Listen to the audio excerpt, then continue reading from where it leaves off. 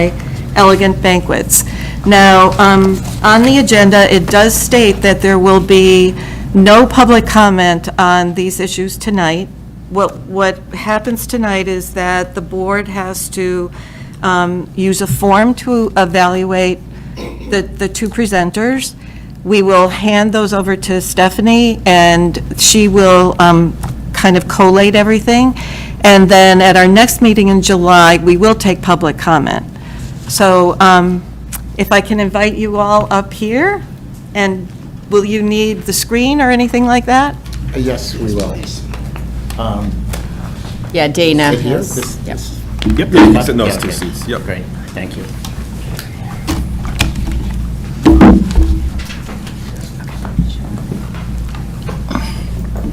If that chair's in the way and no one's sitting there, feel free to move it over. It's like squeezing in. Thank you. Okay, Yours correct? yes. Okay.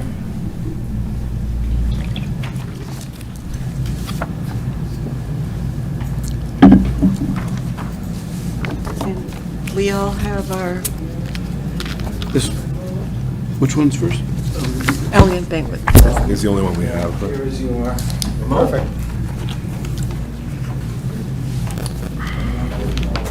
Thank you. Are we ready? Yep. Yeah. Okay, so I'd like to thank the board for entertaining us tonight. We appreciate it. I'd like to introduce some of the people that are with me. My name is John Royce. I'm one of the principals of Elegant Banquets. This is my son Justin, obviously Royce. And I have my architect with me, Christian Fry, and I have my friend and real estate broker, Richard Correa.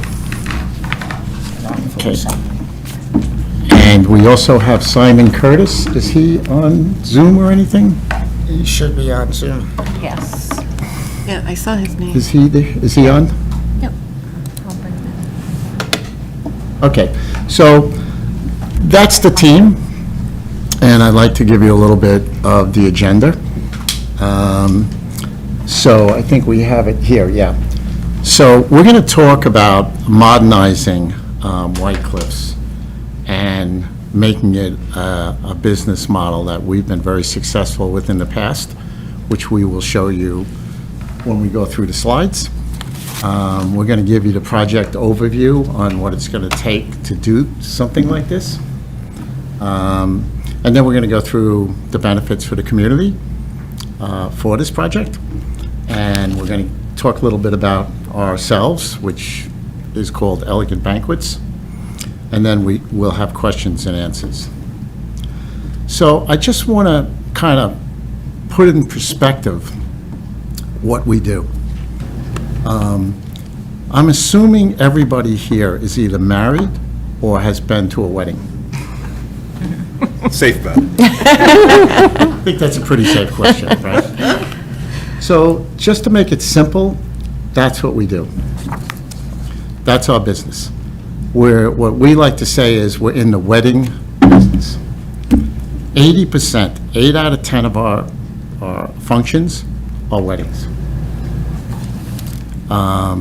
So that would be the purpose. It's not for any other use. It's catering, it'll be weddings, and the other 20% will be usually school proms, bar mitzvahs, charity events, corporate Christmas parties,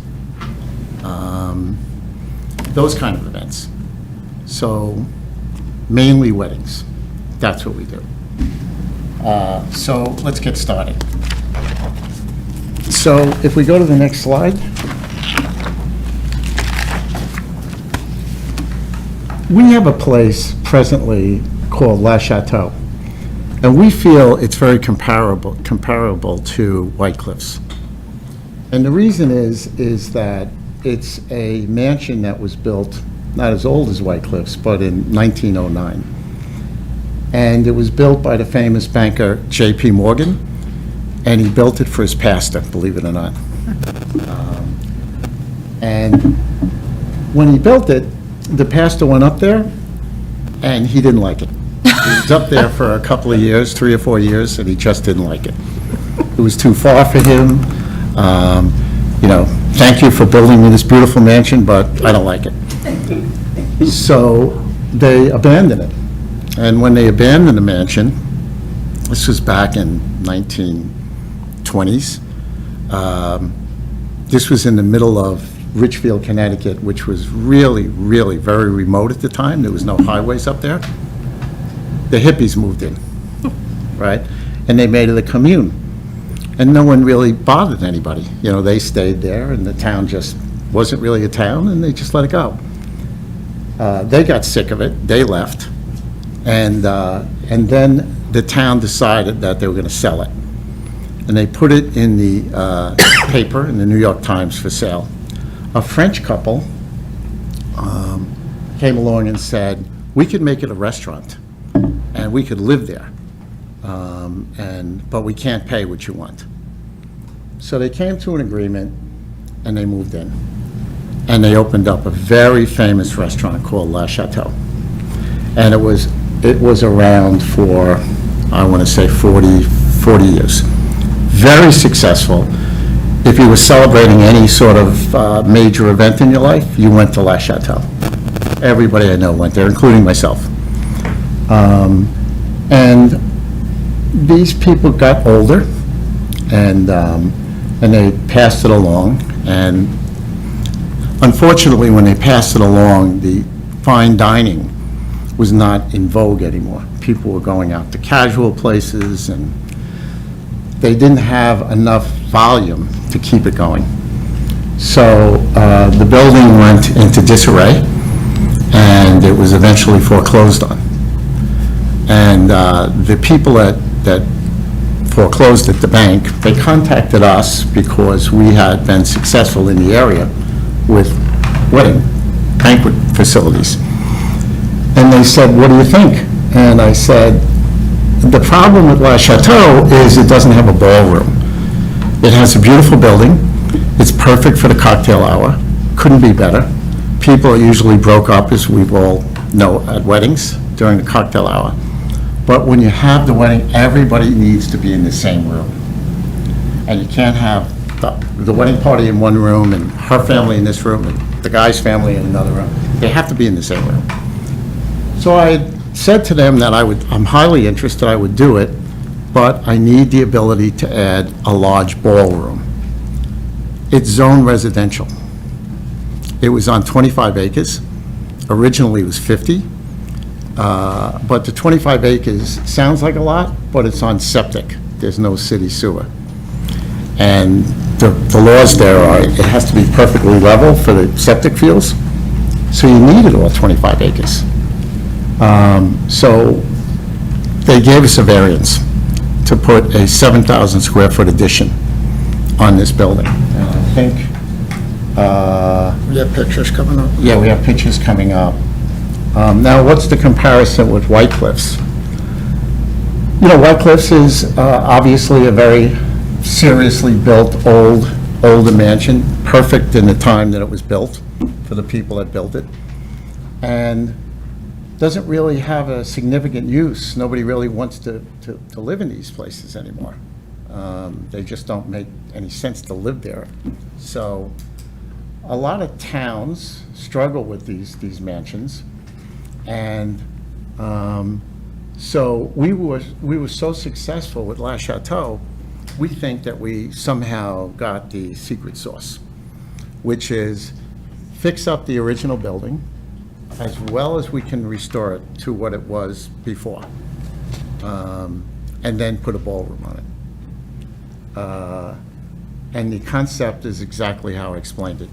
You come in for your cocktail hour and then into this great ballroom, and it will be a very, very formal place. And there's enough land. There's enough land to make a nice outside area for a wedding reception, wedding to get married on the grounds. We're finding out that more and more brides are getting married on the property compared to the old days. And the reason for that is a lot of the churches, and they don't match the time of the banquet starting, and there's a big gap between the church and when the reception starts. It's 3-4 hours, and people get confused and upset and so on and so forth. So now they're getting married on site. So what we do is, as we did in La Chateau, which you will see in a minute, we put these beautiful ceremonial areas, both inside and outside the building. In case it's bad weather, they can get married inside the building. And so you can come to the party, you go have the ceremony, and then you go right into the reception area and have your cocktail hour and then your dinner.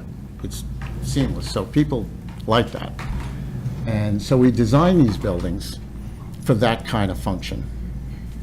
Again, White Cliffs is ideal for this.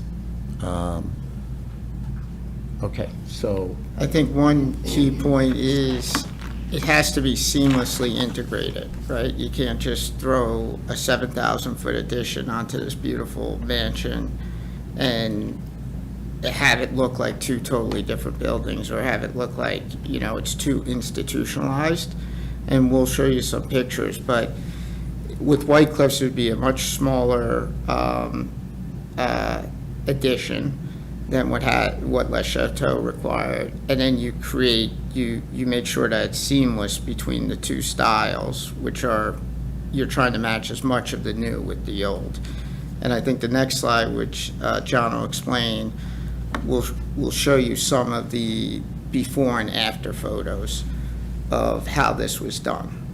So you can certainly see that this wasn't a significant transformation in style, but it was significant in modernizing it or bringing back the essence of it. No different than a good antique piece of furniture. so on the left is when it was originally purchased, and on the right is what we did. You can see the entranceway was preserved because we put a lot of glass. We didn't build anything. We wanted everybody to see the building, but it had to function. So we put glass there instead. If you look at the roof line of the glass, it goes with the same look of the Tudor wood that goes across the difference between the stone and the second floor.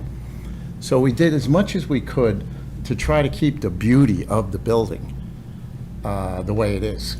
Because let's face it, these buildings are, they're stunning, these buildings. So that's the way we put the addition on it. And we put a whole new, what they call stamped concrete area when you pull up. So it's very fancy and it feels really great. It's like a courtyard, if you will. The right gives you an idea of the inside of La Chateau before when we bought it. Now, that ceiling is solid wood. And if you look at the fireplaces, I mean, they're just totally unique. All we did was just clean it up and put a coat of something, a finish on it. And that's what we would do at White Cliffs. We would take whatever's there and just try to keep it exactly the way it was. In fact, I remember one of my restorers was telling me that there was this great staircase going up, and I said to him, Mike, we have to make this look like it's new. He says, no, you don't. He goes, what you do is you want all the scratches and you want all the dents to stay, because that makes it look authentic. And I said, I agree. But he's right. So you can see on the right side, the character of inside of the room was kept. That's when it was a restaurant, by the way. If you look at the picture below it, you can see that's the same room. We put a fixture on the ceiling that's more, more appropriate than what they had hanging in there. But as you can see, the ceiling and the walls and everything is exactly the same. We just put new carpet in and cleaned it up and preserved whatever we could preserve. On the left, on the bottom, is just the ceremonial area. As I was discussing before, lots of brides are now getting married on site. That was J.P. Morgan's Preacher's garden. looked entirely different. He had benches and little ponds and everything, but, you know, it wasn't functionable for what we were doing. So if you look at the middle picture, the building on the right, next to where the chimney is on the right, is the new addition. And that's where the ballroom is. And, you know, it's set back a little bit. And we put the same kind of stone and the same kind of Tudor stuff. So we tried to make it as seamless as we could. You can even see the roof lines kind of curved. We did the same thing on the new addition. It came out absolutely fantastic. Here's the ballroom. This is what we need. This is why it works compared to other places. This is a ballroom that seats roughly 300 people. The average size wedding is around 180, but there's quite a few that go up to 250, 260, 270. You very rarely see a wedding over 300. It just doesn't really happen that much. 5% of the time, not even. So we designed the ballroom for the majority of the size weddings that are out there that people have. There's a shot on the left bottom where, you know, how elegant it looks with the chandeliers on and the lighting around the room. The middle shot is in the main ballroom. That's an inside ceremonial. There must have been, you know, bad weather. And so what they do is they get married under this beautiful window. They set up all the chairs. And once they're officially married, they go into the old building for the cocktail hour. And then our people go racing in there and set the tables up for the reception. And then they come flying back in for the reception. This on the right bottom is, I think, this is a little strange because there's no one in the room. It's a It's a rehearsal. It's the wedding photos. Oh, is that So what it is? that's, it's, Yeah. But it's a granite dance floor. It's very elegant looking. In fact, Justin's sister, my daughter, was married, and I had the first dance on that. Awesome. But, yeah, it was really kind of special. Yeah. I got the new build. So the next, do we go to the next one? Yeah, we're going to talk a little bit about our initial plans. Obviously, it's a little early on, and we welcome input, but we took the liberty of giving our initial thoughts and sharing them. We have some boards, too. So, Yeah. Is there any way we could angle it toward that camera, maybe? I don't know, just so they could see. A little bit. Yeah. So this is the building as it sits now. That's the footprint, including some of the older stuff that's on the building. And this is our addition. That was that ballroom, that giant ballroom. That's what this room is. Main Street is this way. Main Street is here. and I believe Oh, so that's behind it. Oh, thank Okay. you. this is where the current building. That was where the current building is. Yeah, So good point. while it looks like a very large addition, it's not as big. It's about a third of the square. Really?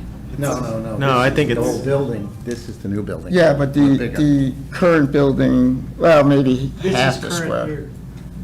And then what's the line? This line is the footprint of the existing building. Yes, that's. Oh, I see so- it, okay. So Wait, this- when you say the existing building, you mean that addition? Yeah. Exactly. Yes. Okay. Yeah. Yeah, so, okay, sorry. So it is quite a big, just for clarity though, it's quite a bit bigger, I'm not saying it's good or bad, than the existing building today, the Yes. addition, yeah. If you took the current addition off. Yeah. Absolutely. Yeah. The current addition is maybe a half, because it's jagged line, so whatever that proportion would be. Yeah, But that yes, makes sense, Yes. yeah. I just saw it on the screen for the first time, and it looked enormous. Yeah. And you pointed this out earlier. And the reason for this size is because we have a hallway that goes the length of the ballroom, which will bring you into the ballroom or into the old mansion. So that takes some space. I think it might be helpful if anyone's watching the presentation, these lines here, the ones that after are just measurement lines, they're not actual yeah. walls. Oh, yeah, exactly. Because it's not totally clear I'm just looking at the screen. Yes. The extra lines, measurement lines coming off of the building, not That makes it the, look even bigger. right. Yeah. That's, I think, what you were commenting on. Exactly. What I haven't seen on the big screen, on the small screen, it's much more defined. Yeah. Yeah. Yeah, so that is basically all ballroom. The dance floor is here. The head table or the band is here. And then the rest is just tables. Did you mention a kitchen? Yeah, the kitchen is here, the existing kitchen that's there. I think we can use the existing kitchen. Oh, Totally renovated, top Yeah, to bottom. yeah. But yeah, I think the size and the location of it is okay. oh, It's right here, right? Yeah. Isn't that the kitchen? Right here, yeah. That's the kitchen. That size and location is fine. Yeah, the kitchen is. Just completely needs to be 100% redone, inside and out, actually. So that's the footprint. Let's take a look at the building look itself. can I ask a question before you move on? Yes. With the addition, so the current addition, it covers a beautiful old patio. Will you save any of that? What Is we your thought intend to save do, it? yeah, what we intend to do is redo all the grounds, everything. You know, and part of that is that back area. Uh-huh. And I never saw photos of that, but what we are looking for is ideas to put a garden back here and then some nice tall trees, because when you're inside here, as you can see in the ballroom, these are all windows. This is the back. So we want to be looking at a beautiful, beautiful garden with some night lighting. Not parking. Not parking, no, strictly just a beautiful, beautiful scenic garden. So yes, we'll have to take a look at those pictures to see what it looked like and see if we could recreate it Or refurbish it. or refurbish it. Well, it's underneath the foundation now. This here is the very, very back of the building. It's very similar to La Chateau's look. It looks a little contemporary there, but when you see it on the building, it's like with La Chateau. I think we have a photo of the back of the building. It kind of blends in pretty nicely. Oh, there we go. Perfect. So on the left, you can see the new addition. That is the new addition right there. It doesn't stand out at all, I don't think, and, you know, the old building stops where this area here is. We built here and this, and that's the ballroom. That's pretty much that ballroom here. This was so successful that we took the same dimensions. You know, if it works so well, we just figured, let's just do it again. So that's what that ballroom will look like. This kind of open up. We will obviously be trying to match everything we can, including all the trim, the railings that go, you know, that are not here now, try to match them. So there's a lot of details.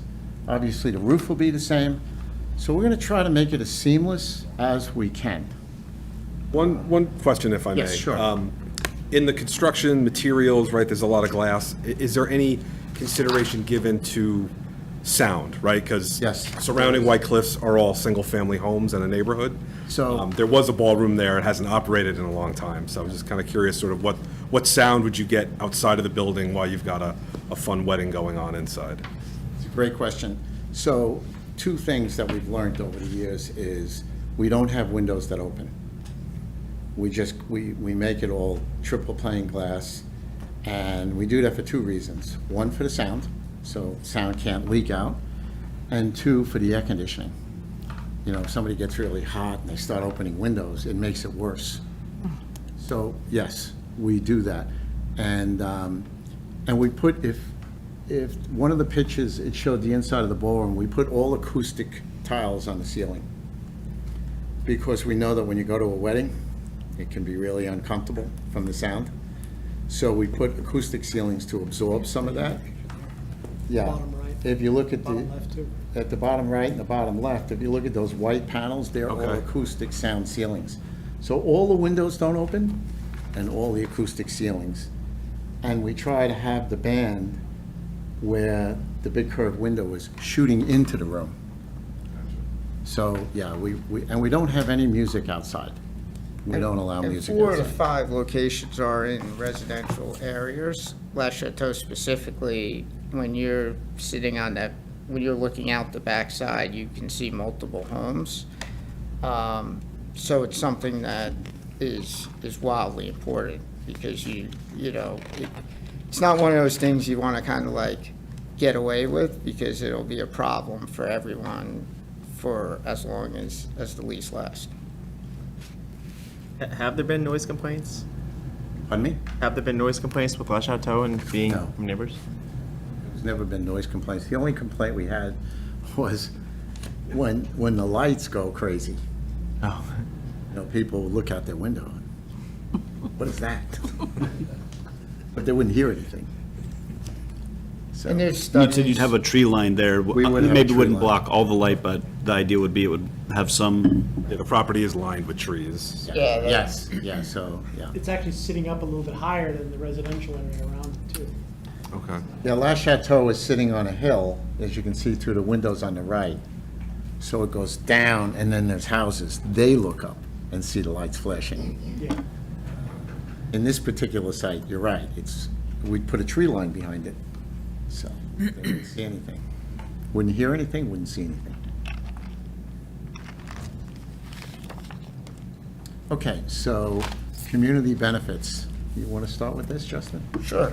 I think one of the most important things, and what my dad has done quite well, is he's developed relationships with the town, which, you know, makes a lot of sense, because it's a partnership. It's literally like a wedding, right? Like, there's going to be good and bad, but you got to be, when something's not perfectly right, you need the relationships to say, how can we fix it? The best example I can give is, I don't know how old I was, but I remember hearing this story, and in front of the first place, the Fox Hill Inn, in between, Federal Road in Connecticut is the busiest road, one of the busiest roads. At the time, it was the busiest road in Connecticut for development. And in between Federal Road and where Fox Hill Inn, their first place, sat, there was a development. And then on Federal Road was a piece of property that came available, and naturally they went to the Fox Hill Inn owners and said, do you want to buy it? And they bought it, and they developed, and Federal Road's like any other sort of strip shopping center road. They put in a 25 or 35,000 foot shopping center. And it was a town meeting where all the residents in between the Fox and the strip shopping center were very upset, and they had very strong feelings. It was one I'm sure you're used to sometimes, where someone, you can't really rationalize, or you can't come to terms with like something that is good for the town but maybe encroaches on their opinion. And so there was 2 people that were very upset about this, and he said, what if I designed the whole back of the shopping center to look like the condos?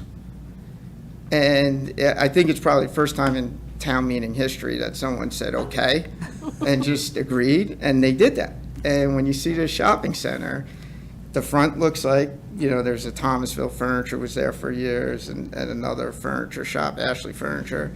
And the back looks like, it almost looks like a community center. And I think it's very important to think about that as a partnership in general, because we obviously want to do well, but we want the town to do well, and it's kind of the rising tide helps all ships.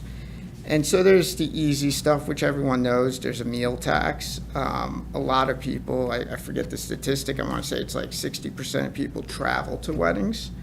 So you have people that stay in the hotels. You have the meal tax, which is, I think, 0.75% of each meal, which would go directly to the town. Obviously, you get real estate property tax. And then you get sort of the additional increased indirect taxes, whether it's the hotels or the vendors or the other town community members. You have a couple great hair salons, they would be booked like crazy. Sort of this ecosystem of vendors, florists, hair salons, different people that will be attracted to the town for business. Maybe they rent the store, that property now has an increased value. And then, of course, there's job creation. While there's only 8 to 10 full-time employees, there's approximately 100 W-2s that each of these places put off. Some of those are, call it the transient college students home for the summer that want a job waiting, wait staff. Full-time landscape companies need, because as you know, when you go to a wedding, you can't sort of have the grass half mowed. You always have to have the place looking absolutely pristine. And then you have, I'm sure a few people who are golfers have gone to weddings. There's always a golf event, so Juniper Hills, they would benefit. You'd probably have a lot of secondary benefits. You would have increased visibility. People would know White Cliffs, right? Like, people would go to weddings here from other towns. You are the safest town in Massachusetts and one of the most desirable suburbs, and it doesn't hurt to continue to have, positive news like that. That's very impressive. And then, of course, one of the things we want to make sure that's important is maintaining public access, right? Like, so in Le Chateau, there's a whole room dedicated to the history of JP Morgan's pastor and Le Chateau throughout the years. It's amazing when you think about preserving history, how beneficial it is, because it's also a great, groom or bridal suite too, and then you get to read about the history of the building and learn a little.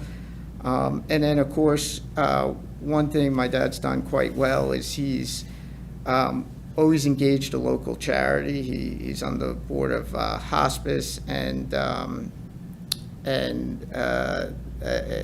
what's the one in Danbury? Women's Center, thank you. Where he's embraced the local charity, and he does a breakfast every year, free of charge, donates it, and it's really something that's important to, again, keep the town relationships and grow, which would benefit you as well. I think that was very nice. Thank you, Justin. I think, Rich, you want to say a word about the It's only 'cause we're in statistics public. on the Riverview. Sure. Yeah, because there is one other very important benefit for the town that Rich helped us with on one of our banquets. So down in Simsbury, Connecticut, where they have the Riverview, we have a number of restaurants there. And you're all invited to come down to Connecticut at any time. And I believe we have the twin building, which is to the White Cliffs, because Daniel Weston used to visit Ensign Bigford, because Ensign Bigford was an explosion company, and they made things. And a lot of the redstone I see here, I see at 690 Hot Meadow Street, and we have a restaurant there called Metro Beast. So I said to Courtney, Courtney, tell me about the Riverview and what has it meant for your business? And she said, essentially, it's a game changer, not just for her, but for the other restaurants in the town. She says, we do engagement parties. She goes, I said, what type of revenue? She goes, we'll get a $4,000, afternoon type of thing. We have showers. We have the night before the wedding. We have brunches the day after. And we just have a lot of, and bride and groom and people like that. But she goes, they don't all come to us. So we did some research with geofencing. a few weeks ago. We said, when they leave the Riverview, where are they before and where are they after? And what we found in some of that geofencing is that, a lot of people come from their hotels directly to the Riverview. However, we also found they stop at the gas station, they go to the florist, and they go out for breakfast. But then after they leave there, where do they go? Some go back to their hotel. There's a nice percentage that goes to a restaurant which is nearby. Another nice percentage goes to, of all places, Raising Cane's after a wedding. I don't know why, but they do. And it's just really interesting when you get into the whole geofencing of who were their customers and how old are these people. And we got to see what their average age is, what their, how large is their family, and what type of social economic impact that is. And from a community that, of Simsbury, which I'm most familiar with, that's where I've been for the past 35 years, even though I'm a Marlboro guy. Did you measure it? Were you able to measure the economic impact? We have a relationship with the state of Connecticut, and Bob, what's up, Bob, I'll remember his last name. Bob can give us, I can get you that economic impact study. Yeah, there would be a number, right? Like $10 million, I'm making a It's- number up. yeah, it's a- Times, and you oh, can it's at kind lea- of put some, Yeah, because Not one. 10 million, but maybe. Yeah, it's probably, it's more than 5. more than 5? More than 5. And what they've, what he does, they study all the hotel rooms that stay. When we went for the approval in Simsbury, one of the questions that came up was, well, the hotels are probably going to hate this because you're taking away business from them. And we showed up at that meeting, and we had letters from the hotels, we want this to occur. And the commission's going, we don't understand, why is this happening? And they said, well, we're in the business of selling rooms. If they take the wedding business, so be it. But the byproduct of it was Simsbury all of a sudden became a wedding center, a wedding destination. There's over 254 weddings into that community every year. And the hotel is now sold out all the time for their wedding room. Yeah. And the little restaurants, because you have the people that are, there's 50 or 75, a 50 to 75 person wedding, and that's too small for them, so they end up going to one of the local restaurants. And, as we look around Northborough, I can see the night before the wedding, the tavern up the street having a great deal of business. So.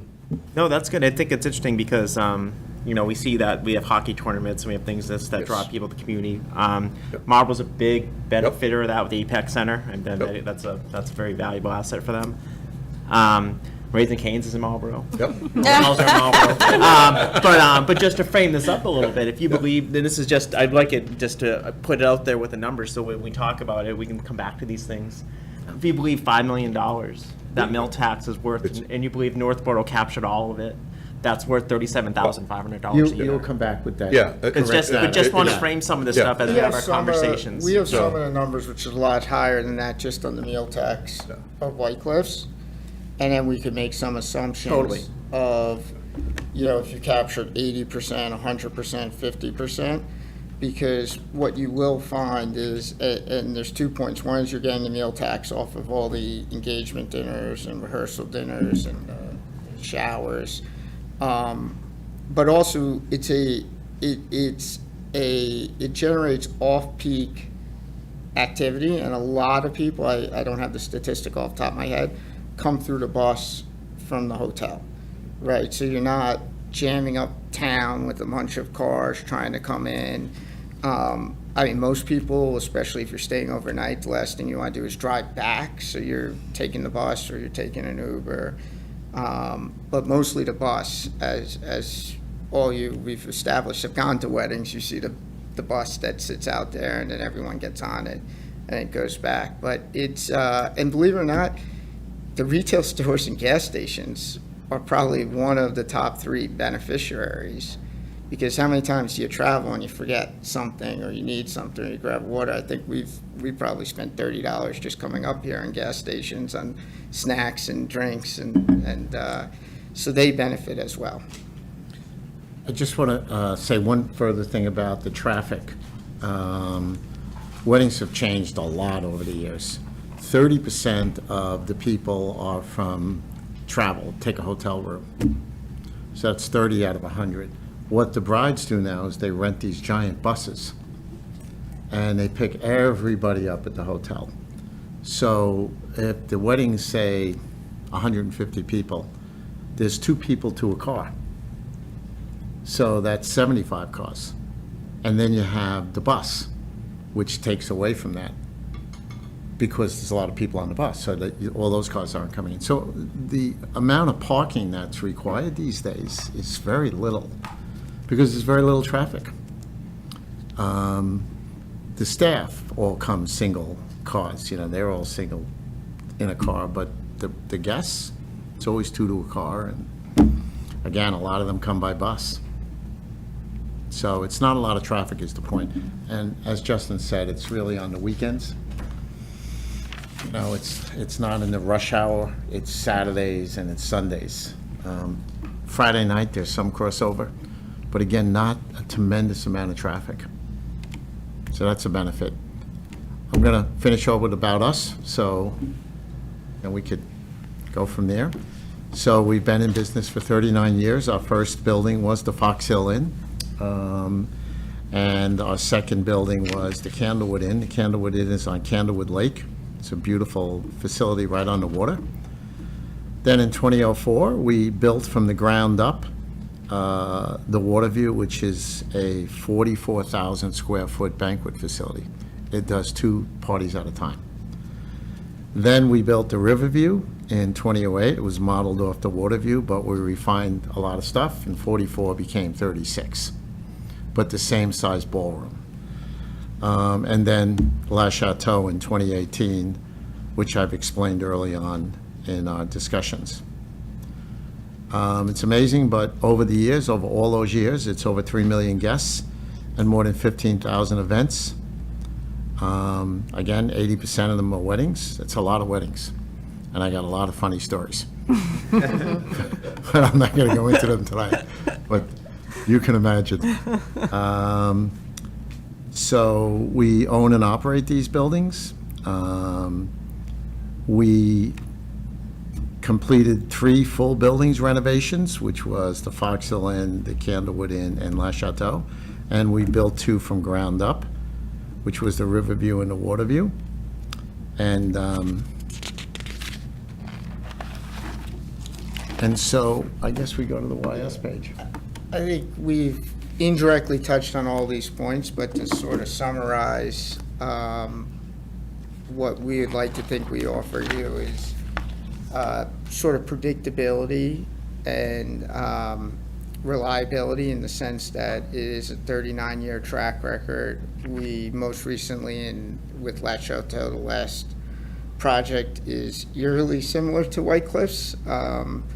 As we were preparing for tonight, we kept thinking about it, and there's so many parallels, and we recommend you to look at the website, La Chateau in South Salem, and there's a video, and there's a lot more about the property, so you can see it, and we're happy to provide any information. The business is very fragmented. There isn't really a lot of people that do it on, even though it's not a big scale, but there aren't people that have 4 or 5 locations. There's a lot of experience that comes with that. As he referenced, we've seen it all, and we understand how to manage that, which is very important. I think when you go to a golf course or a hotel, there's a very big difference than when someone's a single focus on just the wedding industry. And again, we welcome any sort of reference checks with other groups, but we have the deep ties in the community at the existing location and a proven operating model. So we're going to spend a lot of money to accomplish this. Obviously, we have to be very confident in our ability to deliver on the other end, so that it doesn't put you in a bad position. And I think, as you saw our track record, there's been no failures in our track record to date, and we are planning not to have any failures in the future. And then, we will get you some more of the clear economic benefits and try to put it on paper, but we believe there is a lot of benefits. Obviously, the meal tax is like the lowest hanging fruit with the property tax. but try to quantify all this indirect benefit as well. That'd be great. I appreciate that. And we welcome it to any additional questions. Who wants to go first? Jacob? I guess I will. You may have said this, and I'm sorry if I missed it, but of the 5 properties that you showed, does your group still own or control all 5 of them, or which of them does the group still, to this day, have some controlling interest in? All 5, we Oh, still have them, yes, yeah. So I don't have to tell how you exited them. Okay, that makes that question easy. Well, I did have a question that may come up quite a bit for me, but is there a question you think I should ask you if you were in my shoes, that you're maybe afraid of me asking you, and what would your answer to it be? I'm gonna steal that question. That's a first. I've never heard a question like that. I think some of the questions, I think the noise question was a really valid question. I think, you put something out there that really caused a lot of noise and trouble. I think that was a very good question. I think that we tried to cover the traffic as much as we could. That's usually a big concern. I would say that our background, of course, can we do this? Or is this just something that we go bankrupt and you're stuck with a building? We intend, obviously, to put a lot of money into it. And we're very confident because of La Chateau. The wedding business, the weddings are always a joyous event. So, nobody really complains about us when we go into towns about having weddings. It's always something that people really like. So it's a good use. I'm really not sure, to tell you the truth. I mean, it's. No, that's okay, that's okay. It's a pretty good use. Yeah. I'll tell you my question that I used to hammer him about, and he has convinced me fully, and I was always nervous about what happens if people don't get married. And guess what happened in 2020? A lot of people got married. Right, like that was the best case study to show. No one was laid off. All the full-time employees were kept. There was a little bit of salary adjustments and so on and so forth. But the reality is it's like college. People plan for this. They spend. This is a big day. It's ingrained in society, and it's not going anywhere. And I finally been convinced of that. But that was my big question I used to ask him. Oh, thanks for addressing that. One other one that I have, and I'm not advocating temperance movement or going back a few centuries on that question, but you've addressed the buses and the things like that. But certainly, I as a resident of Northborough and sitting here, have to be always concerned when there's events that involve alcohol. What steps is the venue taking? Of course, you can have your policies, but what steps are we taking, have you taken, to make sure our streets are safe after the events? Well, one policy we have, we will not serve shots. That's a policy. A lot of people want shots, especially the young people. We will not serve shots. Our bartenders are trained, to make sure that if somebody looks like they're totally out of control, they stop serving them. We ask the bride and groom, when they sit down for their wedding plans, is there anybody we should look out for? And believe it or not, they give you a picture.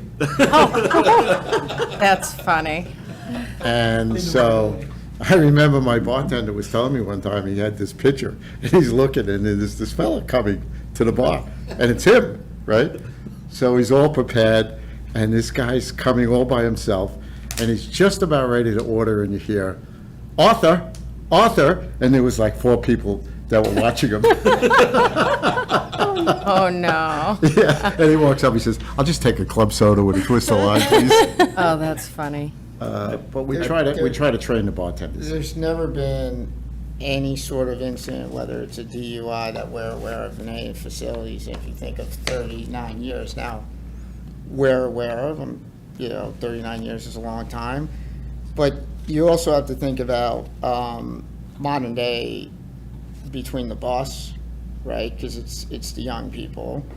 They're always coming on the bus. And then Uber has changed that. But I bartended in the Candlewood Inn for many years during the summers. And, you would occasionally get a person that you realize drank a little more than the others, but it was very obvious. And then you immediately monitored that quickly. Like someone would come up and ask you for a crazy drink, and you'd say, "I've never heard of that." And they'd say, "Okay, just give me a glass of vodka," right? Like, and it'd be a really, it's amazing if you're a bartender how quickly you know everyone's drink and you size them up. And that's like 200 people coming at you within a 10-minute period.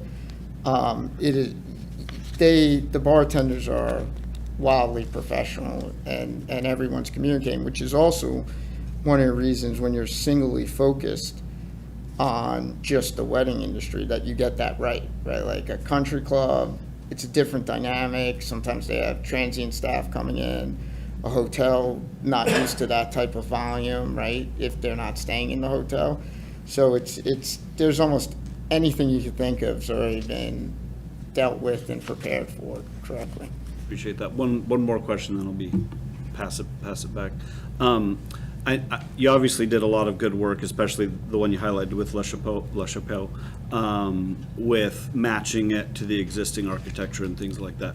I'm curious to know whether, and I know some of them were from the ground up, so that maybe wouldn't apply, but in any of the past projects, were you bound by deed restrictions relating to historic preservation, like we would have to navigate here in terms of, I'm just foreseeing there's gonna have to be some conversations about Right. what works and what doesn't, and that.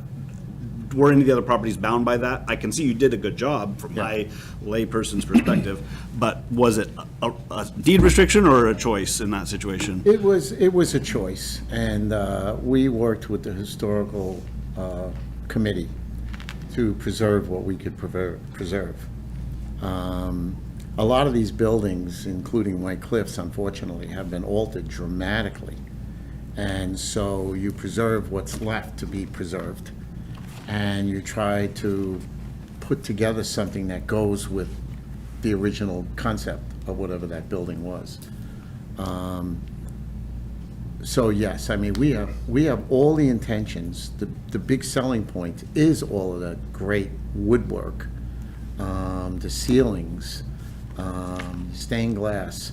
I mean, that's what sells. From our point of view, it's really, really good for business. So And we Le wanna- Chateau required state historical approval. Very good. Thank you. Anyone else? Laura? Thank you for this presentation and all the thought you've put into it. I really appreciate it.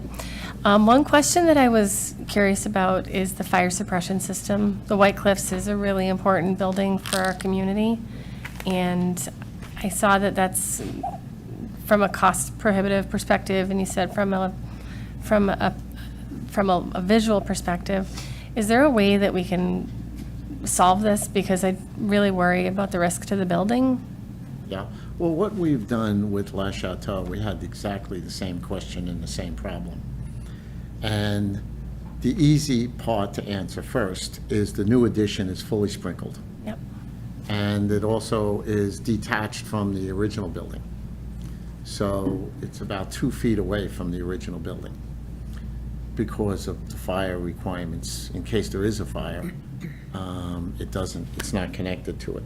Yep. They have these automatic doors, these fire doors, that when the alarm goes off, they're on magnets, and they just close, and they isolate the old building from the new building. Obviously, we put in new alarm systems, for sprinklers, not sprinkler systems, but to alert the fire department and things like that. We had to put in a lot of extra fire alert systems, if you will. Smoke detectors, all of that kind of stuff. we didn't put in a sprinkler system. And one of the reasons, and they let us do all that other stuff in lieu of a sprinkler system, was because, one, it was the expense from our point of view, it was really going to be expensive. But the other one was aesthetically, running these pipes through the buildings, they just didn't really, they just kind of didn't fit. So we do everything that the town wants us to do, as far as a regular, normal building is concerned.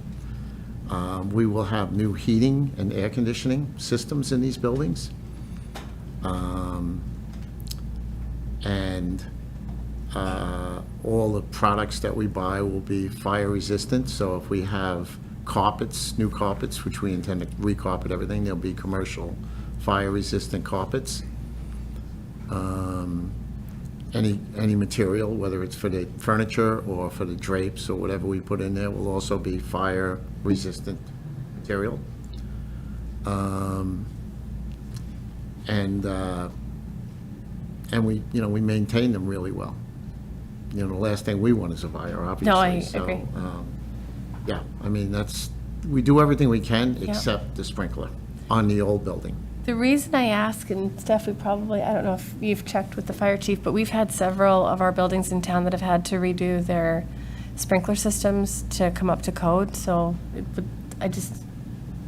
Yeah, we'd have to talk to him because I would look at that section of the house as the grandfathered section, but the new section, of course, would have to meet today's standards, but, yeah, would have to. Would there be any difference between, think of it like the client-facing or public areas of the building versus like kitchen prep areas or things that would have, I would think maybe a fire, if it was to start somewhere, would be where there's hot surfaces. Is there additional things you can do in those areas that you wouldn't be running pipes through public areas?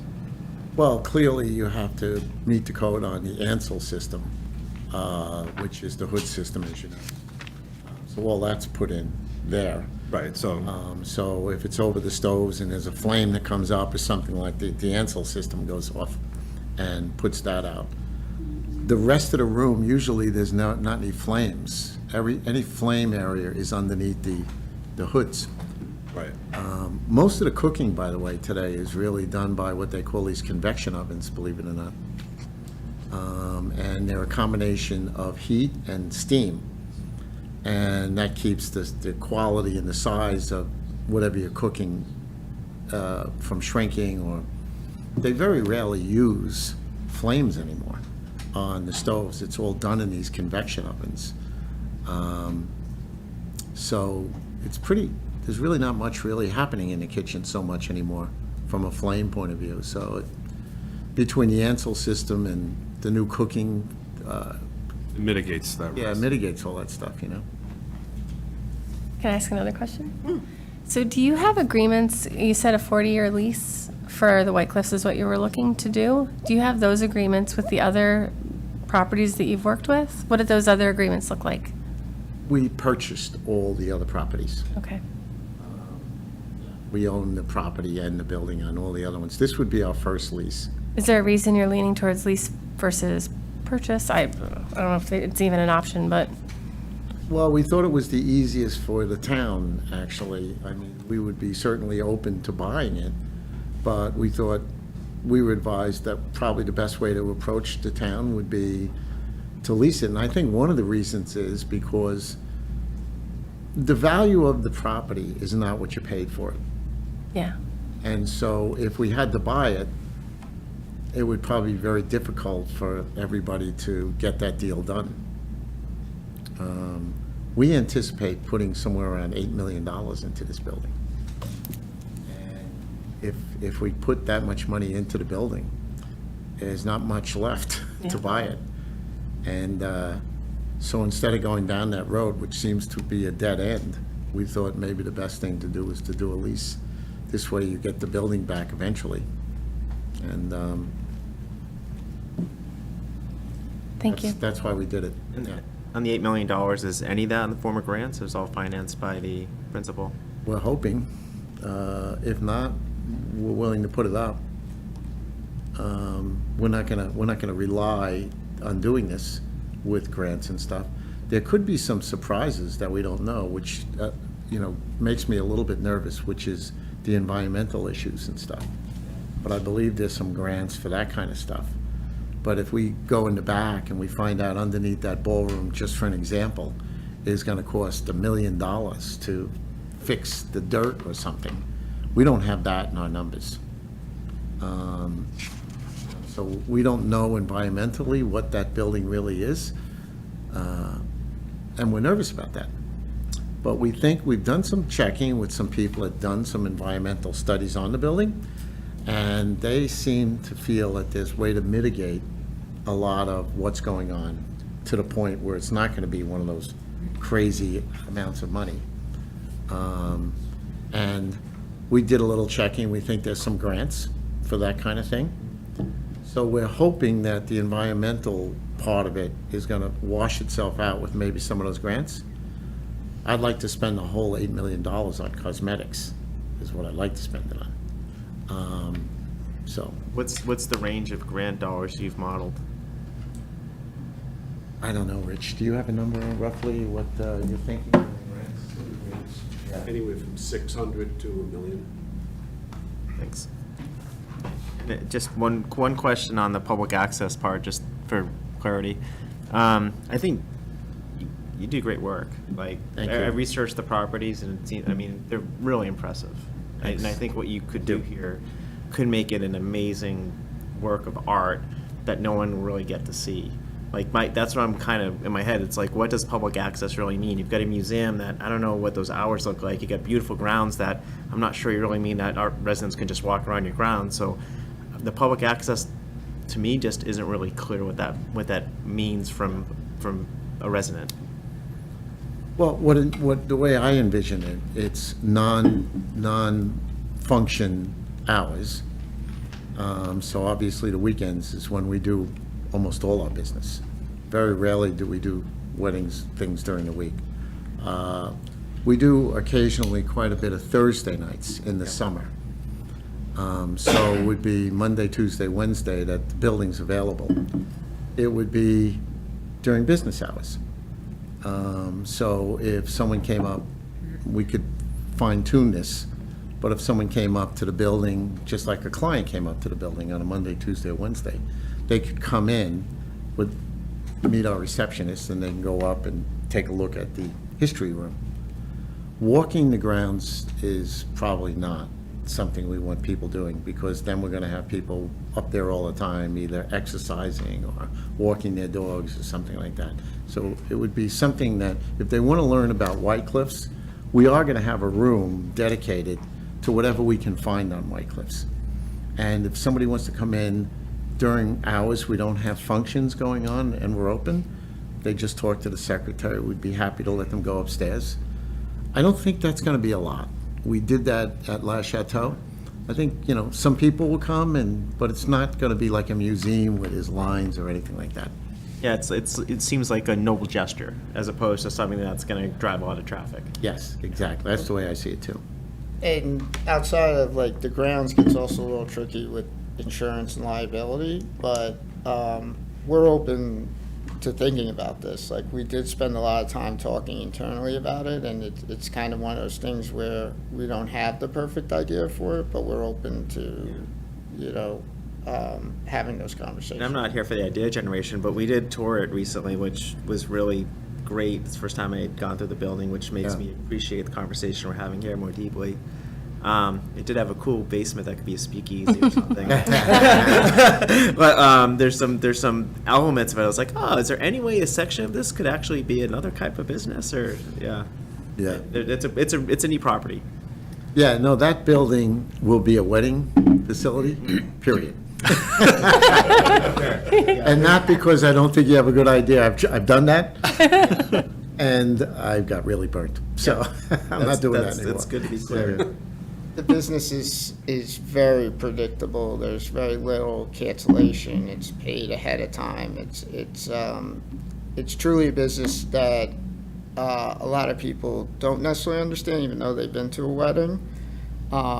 It's 180 degrees different than a restaurant business, where it is unpredictable. There's there's very little waste, right? Everything, we can count what our food is, where a restaurant may, it may be today, right? And now all of a sudden, all your outdoor seating isn't showing up. That food spoils, that food gets wasted. So it's a very efficient business.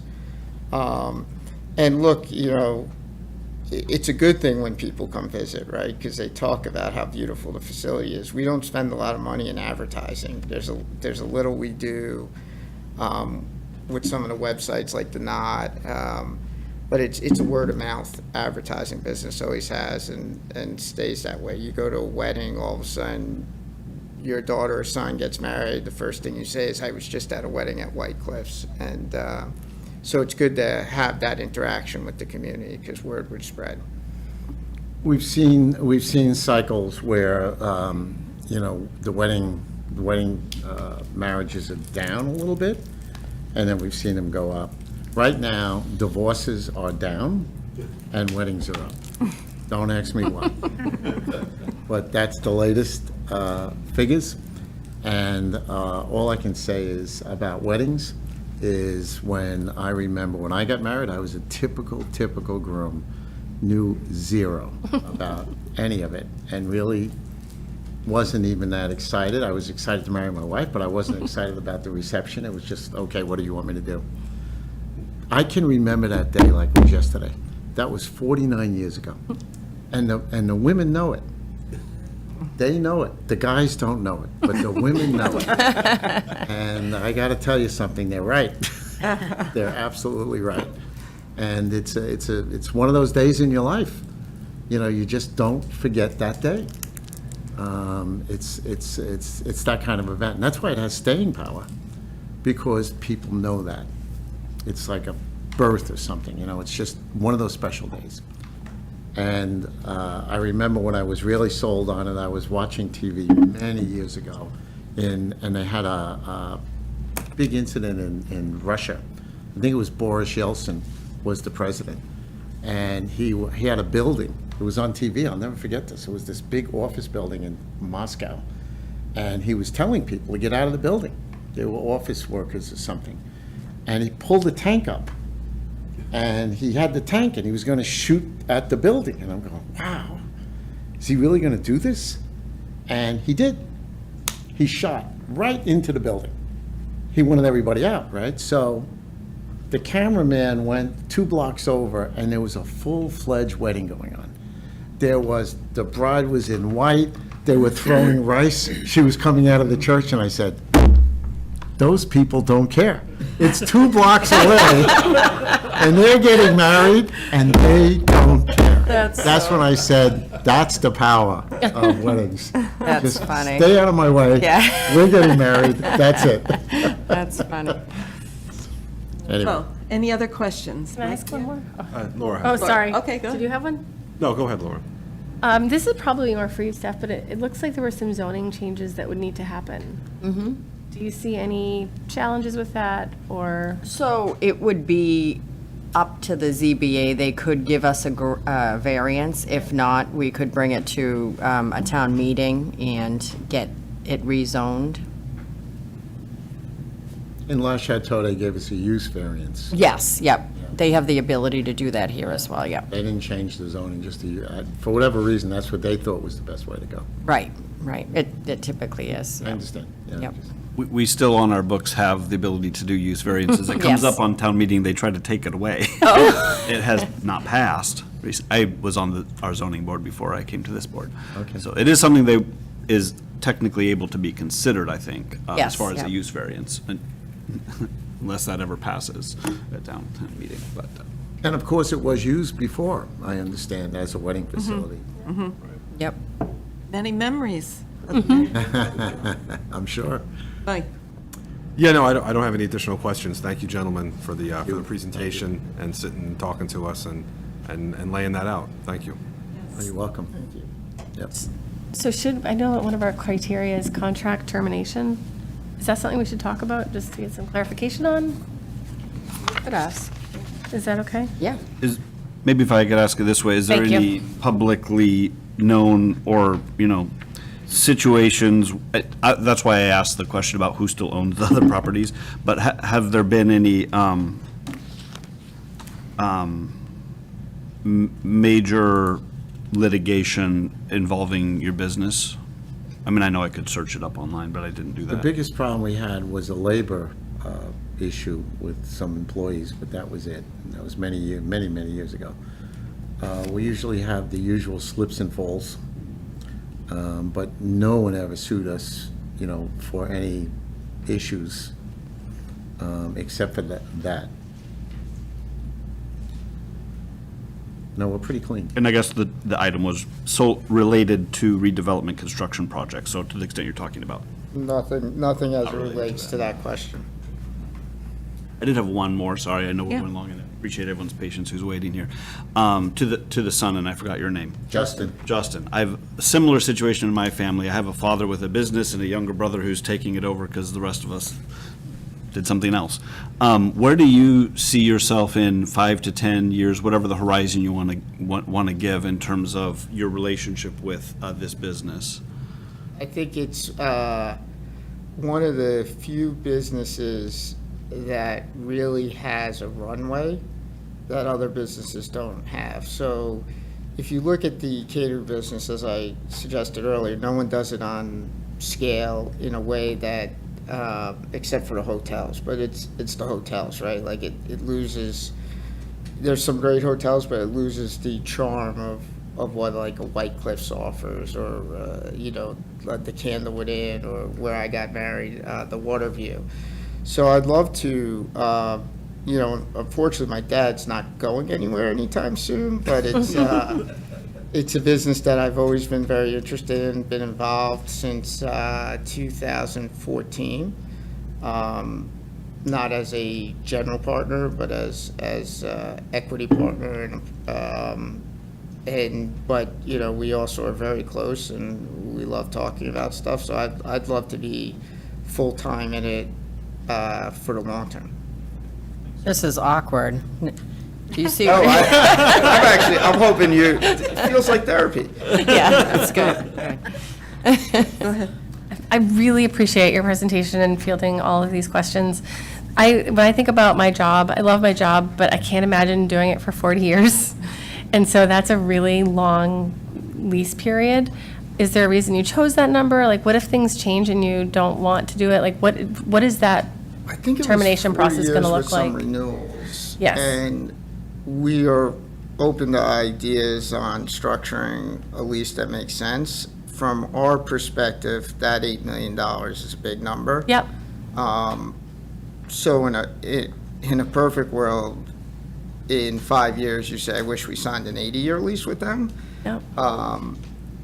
To us, I think the business is very sustainable. I mean, if COVID didn't knock out the catering business or the wedding business, Yep.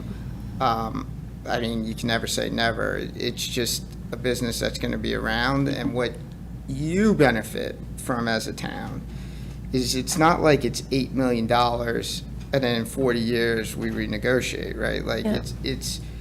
we continue to have to put in tens, if not hundreds of thousands of dollars every year to maintain the property, because I try to think about it from your perspective. Obviously, I'm biased, but I was trying to think about what the benefit is. You're going to have this asset that's modernized, but the asset that is so important, this jewel to the town of Northborough, right, that is Yeah. beautiful, and it's going to be well-maintained, well-kept. So and this goes to your question, what questions, like what's the risk, right? Like the risk essentially is you get something back that's highly improved, that's much more marketable than what it currently sits. Now, our plan is to stay as long as you allow us to stay. And in a perfect world, it's a great partnership where we are seen as a real steward of White Cliffs and a real town contributor. And nothing, it's one of those things where you receive income, the town gets a lift, and there's never problems. But 40 years does sound like a long time. And I assure you, it's not I definitely understand the benefits, but what if something happens in 20 years? Like, what does the termination process look like, or do we negotiate that separately, Yeah, we would discuss all of this. in the privately? agreement. I think, because Probably, I don't my background is in leases. Okay. You would have a lot of default language, Okay, right, that maintains your ability if we default it. And then, what's really nice is there's not a lot we're asking from you. yeah, It's sort of like it's almost like it's a real estate transaction where if everything's going well, which that's why I'd harp on the 39-year history, right? Yeah. Like that's the best data point we can give you, that it hasn't gone bad in 39 years, which is 1 year short of the 4-year lease. yeah, And then, just the comfort level that the town has, and then the legal documents would protect the town. I'm sure you'd have a good lawyer that would have a lot of ability. okay. So my question for that then would be, in the agreement, would we outline, you've stated that you're going to hire 8 to 10 people, this is what you anticipate for meals tax, like, would we set those benchmarks and then review them to make sure that, because $1, like, the lease value is really low, so we need to make sure that we're protecting. I'm just trying to, the residents are probably going to come back and get frustrated if we're offering to do something, so I'm just trying to figure out, like, what the, how we can protect. Yeah. Yeah, it's a good idea to get that straight, and also to see what the benefits are on the auxiliary incomes Yep. and things like that. Absolutely. So would we be able to include that in our contract, just to make sure that we're Oh, absolutely. Yeah. that you're fulfilling, it sounds beautiful. Yeah. And I really understand the benefits and the additional businesses that will thrive. I just want to make sure that everything, the project goes according to the right timeline. Are you going to be responsible, since it's a municipal property, do they have prevailing wage, or since it's a different? So they don't. Okay. Which is the benefit. Okay, sorry, I am still confused on that. Okay, I'm done. Thank you. I think to Laura's points, Sorry? a clarifying question, or? I'm sorry? No, I didn't want to interrupt. No, we're good. Okay. So, obviously, town-owned building, we're a town. Deal structure isn't as open-minded as it could be if we weren't a town and you were a company. But I do think about, like, town is an owner of property, not a long-term strategy in Northborough's. Any plan we have in the long term is not a property owner, so it doesn't really answer that question. I think you are uniquely qualified to kill this project and outperform any financial statements you put together. I think this property, your team, your insights, your game plan, like, this is like, I totally understand the interest. Yeah. And I think what you would bring in terms of beautification and preservation it has a value, even if it's one that may be more noble than practical for the town. But I would like, as you come back and think about it, I'd like to see what it looked like if you were going to buy it. Think about some different deal structures that you think might entice Northborough a little bit as we think about our optionality for this property. Okay. But take but a I look think at you that, guys, sure. I'm really impressed with the way that you run your business.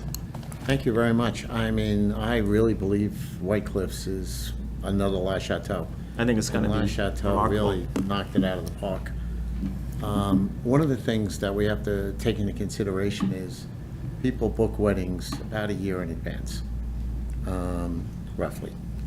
And for us to do White Cliffs, we really have to be very important on our timing. So the construction and everything, because we don't want to open empty.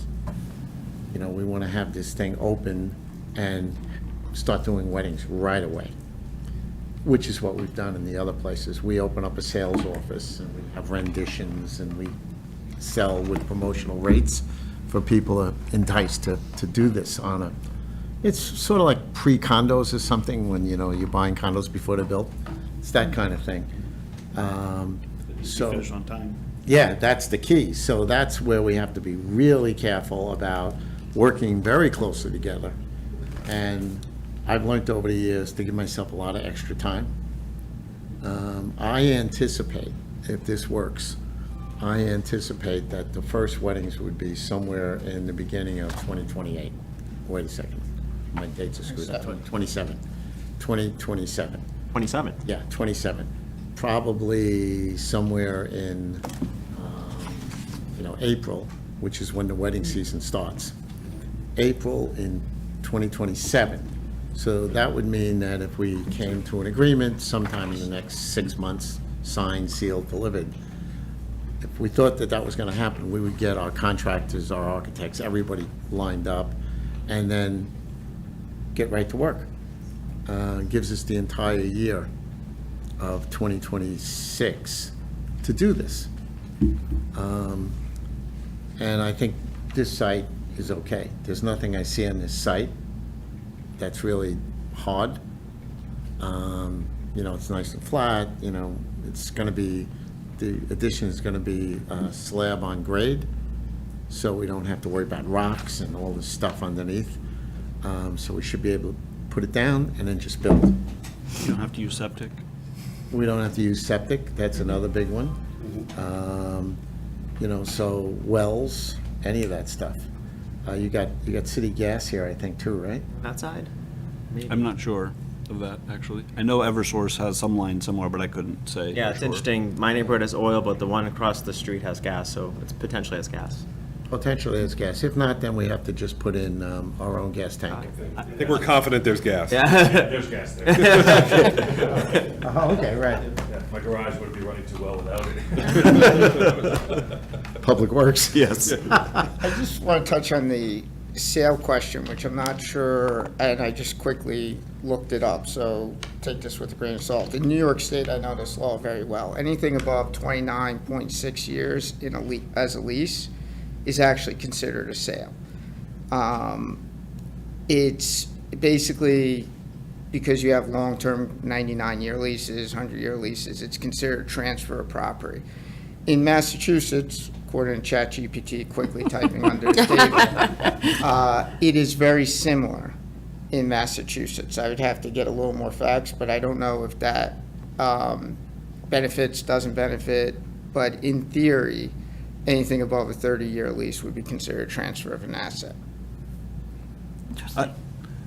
I don't want to, I'm not in John's head, so I don't know what John's thinking or Laura's, but I think rather than technically the difference of a technical sale or not, is the town ending up with it or not? Is the town, in the best position to own property, which is obviously questions that reasonable minds could differ about, but I think the question to us is more, should we own the property after the fact or not, which is more of a, regardless if it's technical sale or not, if the lease says we ended up with it after 40 years, then that's what we're, at least what I'm thinking about.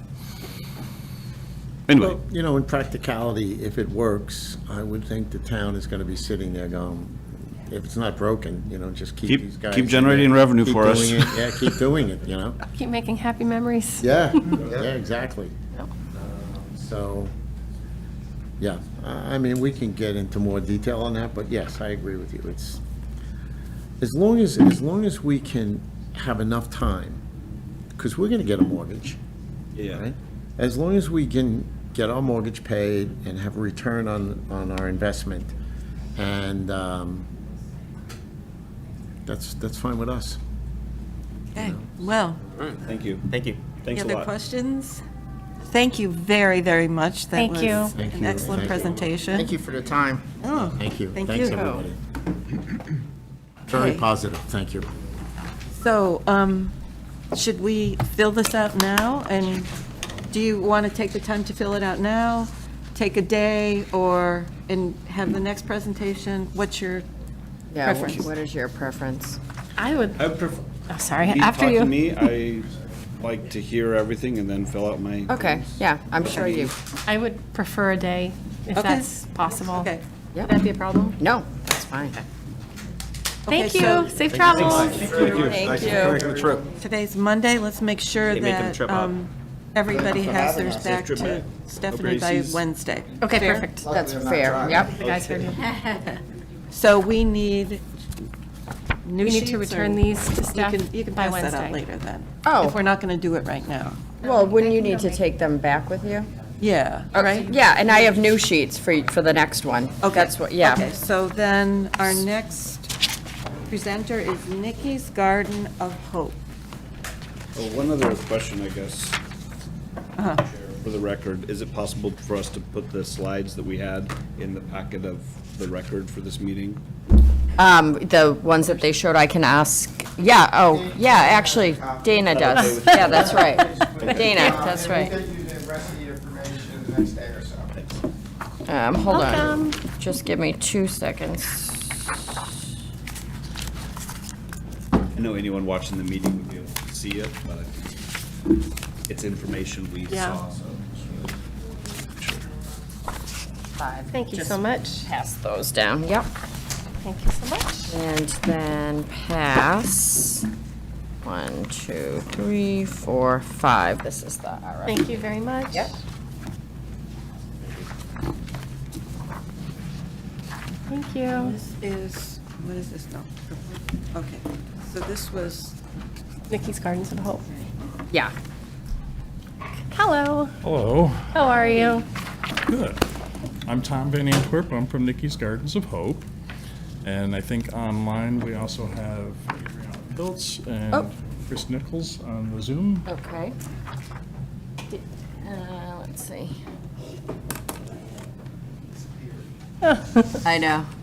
Yeah, I can probably do it. Oh, thank you. 1 second. So attendees, what were their names again? Adriana Piltz. And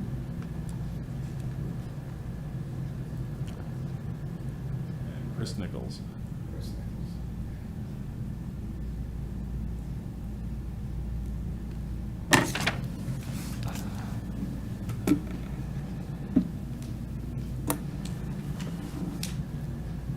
Hello, everybody. Hi. Hello. Hi. It caught me off guard. Hello. All right. You want to bring up your presentation? I thought you had. Good evening, everyone. Oh. Well, I have to share the screen first. Well, And then pull it up. did you want to just introduce them first and then we can pull it up? Sure. Yeah. So Adriana is the founder and CEO of Nikki's Gardens of Hope. And Chris is the Chief Operating Officer, and I'm the Chief Sustainability Officer. So we advocate for housing for intellectually, developmentally disabled adults and autistic adults to have a permanent supportive housing environment. There really isn't very much, if any, available in the country right now. So we've been working on trying to find suitable places and show people how they could go about doing that. Adriana recently completed her master's at Harvard in sustainability, and her thesis paper is on supportive housing using artificial intelligence for the intellectually disabled. So that's kind of our mission and our focus, and we were interested in the White Cliffs project because it would give an opportunity to show how our model, a balanced risk revenue model that incorporates the housing and different business lines to help pay for things, would work. So what I want to present to you today is what my ideas would be for how that would work at White Cliffs. So do I need to call into Zoom? No, that's okay. He has the, He has the- yep, I emailed your slides to him. I just have to pull that up and share the screen. So.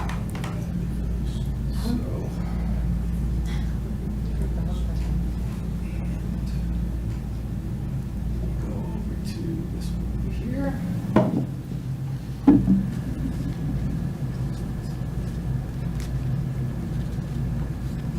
Okay, you're all set, and I'll pull it over for you. Just make sure you go left and right pointed at the screen. Okay, great. All right, so hopefully you've had a chance to review it and read through it. It's a little bit longer than I wanted it to be, but it's a pretty easy read to get through it. So the idea of the balanced risk revenue model is that you're not completely dependent on government money all the time. One of the problems we ran into when we first started looking at different ways to do that is all affordable housing and supportive housing was purely dependent on government money. So we thought there has to be a better way that's sort of the equivalent of standing on a three-legged stool. It needs to be stabilized. So private revenue running businesses is the way to do that. Nikki's Gardens of Hope is a non-for-profit. So how do you do that with a non-for-profit and a for-profit? So there's a way that you can do it, that you can set up different nonprofits, and a nonprofit can own, a nonprofit can own a for-profit, but you can't do it vice versa. So there's specific ways that you have to do it.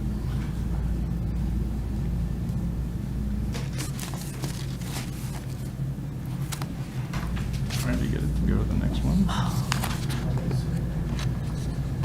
Oh, maybe, yeah, we have to turn. Unless if the last guy turned it off, or... Oh, There it is.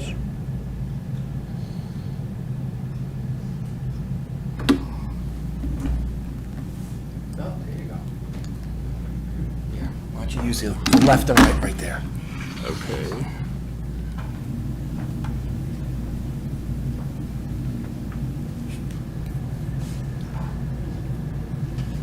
Okay, so this is, the first thing it does is it goes into a listing of, these are the entities that we would propose that would be at White Cliffs. So Nikki's Gardens of Hope is 501c3, develop and operate the supportive housing that we want. The White Cliffs Housing LLC would be the owner, the entity that Nikki's Gardens of Hope would have for housing approximately 36 units. The White Cliffs Society would be another not-for-profit that we create to steward the mansion and involve the community and work to preserve it. So that would be another separate entity. Did you say 36 housing units? Yes. Okay, thank you. NGOH Holdings is already created. That was the initial company that we made to create other subsidiary businesses that would be part of a structure. And the shuttle van trolley service would be something further down the road once it's developed and we actually have residents that would need it. But I think that might be a much easier thing just to partner with current options that might be available. So then we would also collaborate with partners. We have an architect at PBA Architects who's worked with us on some previous projects and worked with Adriana on her paper. And then there's a specific historic preservation engineer that we would contact to work with.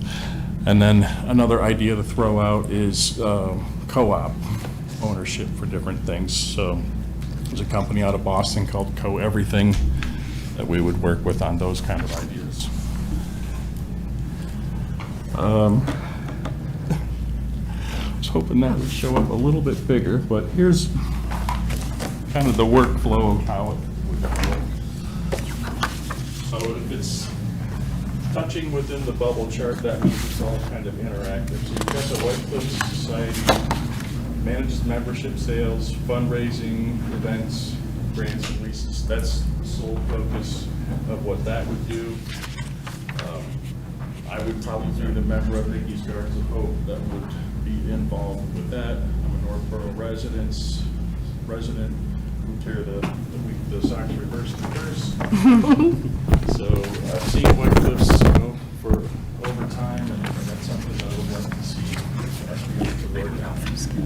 I want the grounds to be available basically as a walking park and a garden for the local community and whoever's around that Peasley neighborhood next door. It would be nice for them to come over.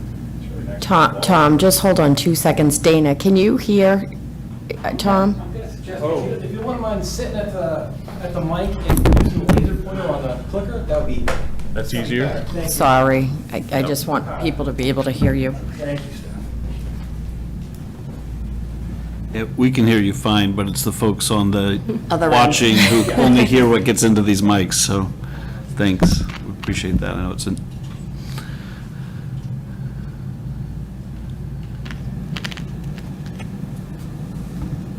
which button is the laser?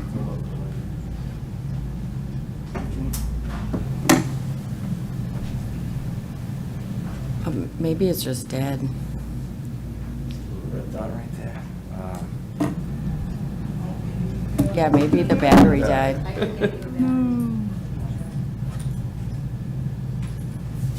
Oh, no, there it is. Oh, you got it, something. Doesn't show up on the screen. That's so odd. Yeah, it's not really working on the screen. Works on a whiteboard, but not on. Okay. Is it gonna work on the top one? Not really.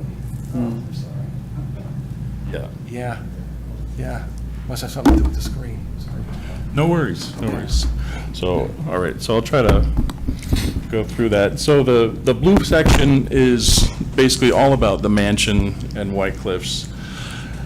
Something that we can get started on right away would be the walking paths, gardens and grounds. I think we could, once we have an idea of what a rendering would look like and where we're okay to put everything on the property, that would be done. We can use community involvement, Eagle Scout projects. There's a lot of things that we can get going on right away for that. I do like the speakeasy idea, having toured the place myself. It's a fantastic place to put one like that. You've got plenty of parking space, and it doesn't, I think, touch the historic structure part of it. Some of the information I've gotten about the building and its historic structure, the additions have black mold. It also can't be considered part of the Historic National Register as long as the additions are in place the way they are, and the kitchen has to be completely removed or remodeled and put back to its original state. So my idea is the White Cliff Society gets the mansion on the Historical National Register as it was, and we would look to the Historical Society to partner with us on that and help us walk through that whole process. It won't be overnight. There are quite a bit of grants. I think there's over 100 different ones that I saw, but it's going to come in smaller bits and pieces. There isn't a $10 million grant that I saw for historic preservation, and we don't really understand what the climate's going to be from a federal perspective for historic money.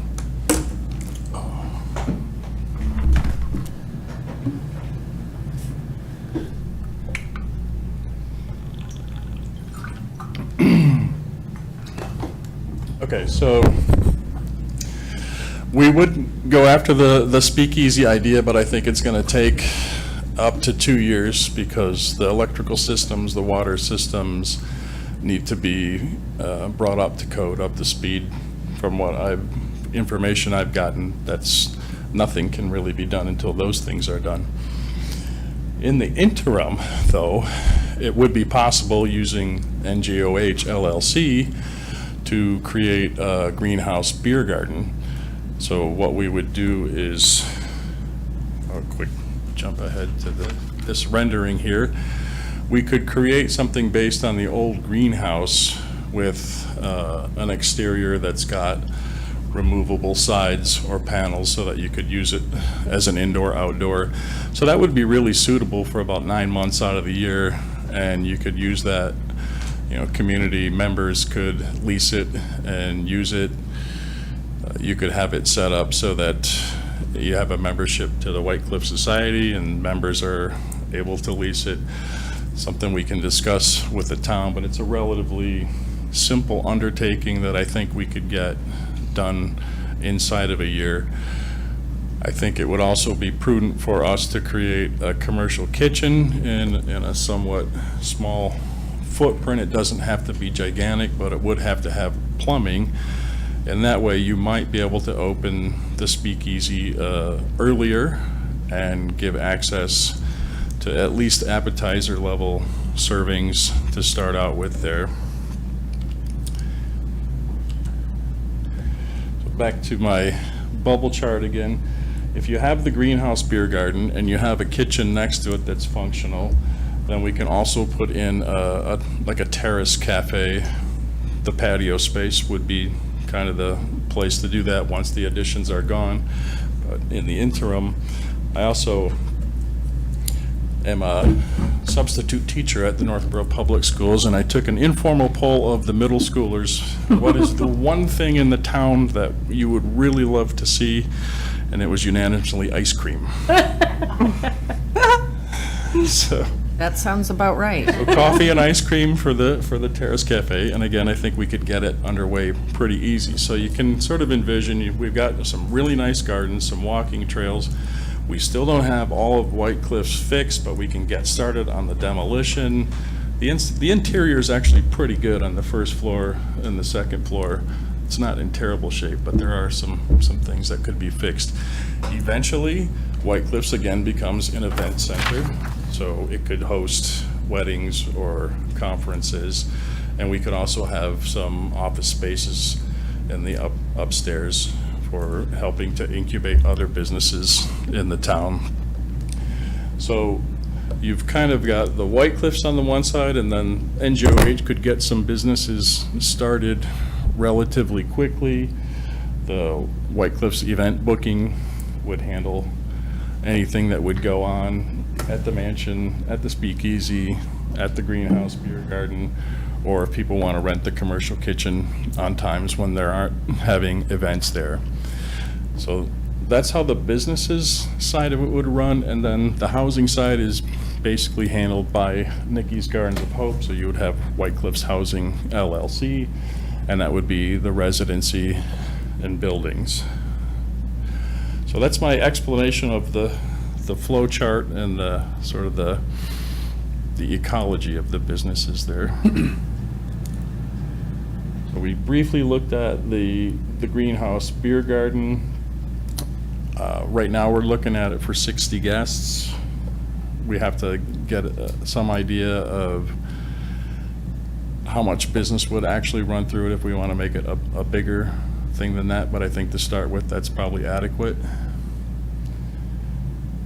Could start out as bring your own, and then we can get a liquor license for it.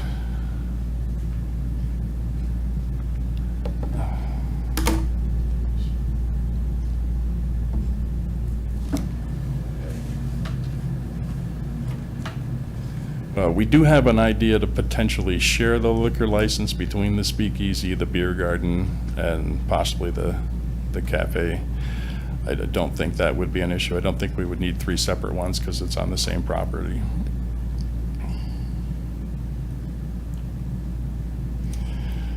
So then I've got some estimated cost ranges for what it would cost us to do that, to get it up and running.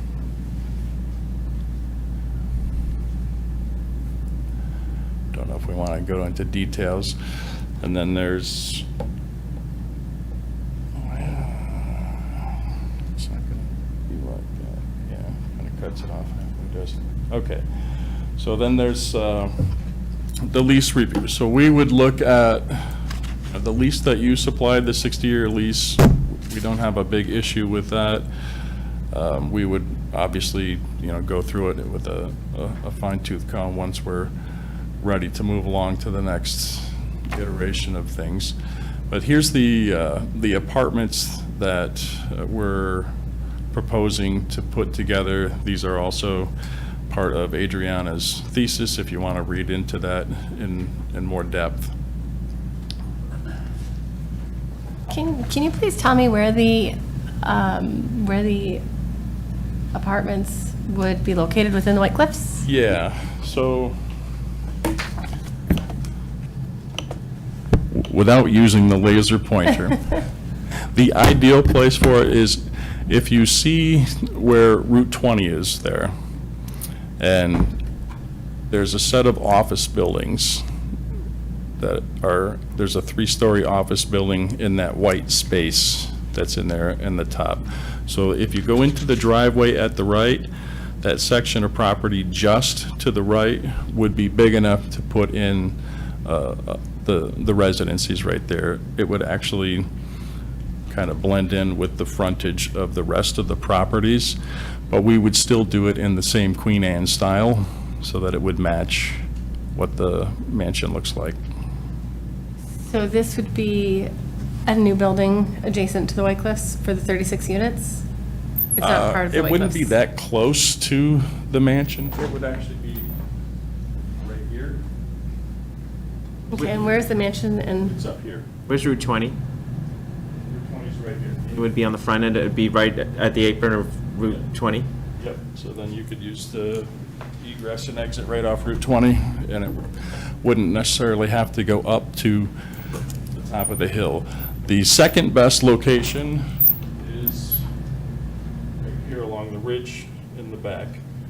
Then it would basically be invisible to the neighborhood behind it and very difficult to see from the front of the property. From a resident perspective, is there any concern with the proximity to Route 20 and any safety concerns, depending on, I don't know, the functioning level and? Yeah, it would probably have the back of the building here without any access to the street from there, possibly some fencing in between. But the access to that, you would put around here. And maybe if they would allow us to connect it to the parking lot that's already existing there, we could do that as well. Did that answer your question? Oh, yeah, thank you. Sorry. Yeah, so from walking it and touring it a couple of times, those are the two best spots to put something like that. And I think it's also important that it looks nice and it blends in with the property. Okay. And it would be mixed use, it would be market rate apartments and affordable housing apartments, so it wouldn't be all affordable housing, sorry. No, thank you. I'm sure I'll forget some things.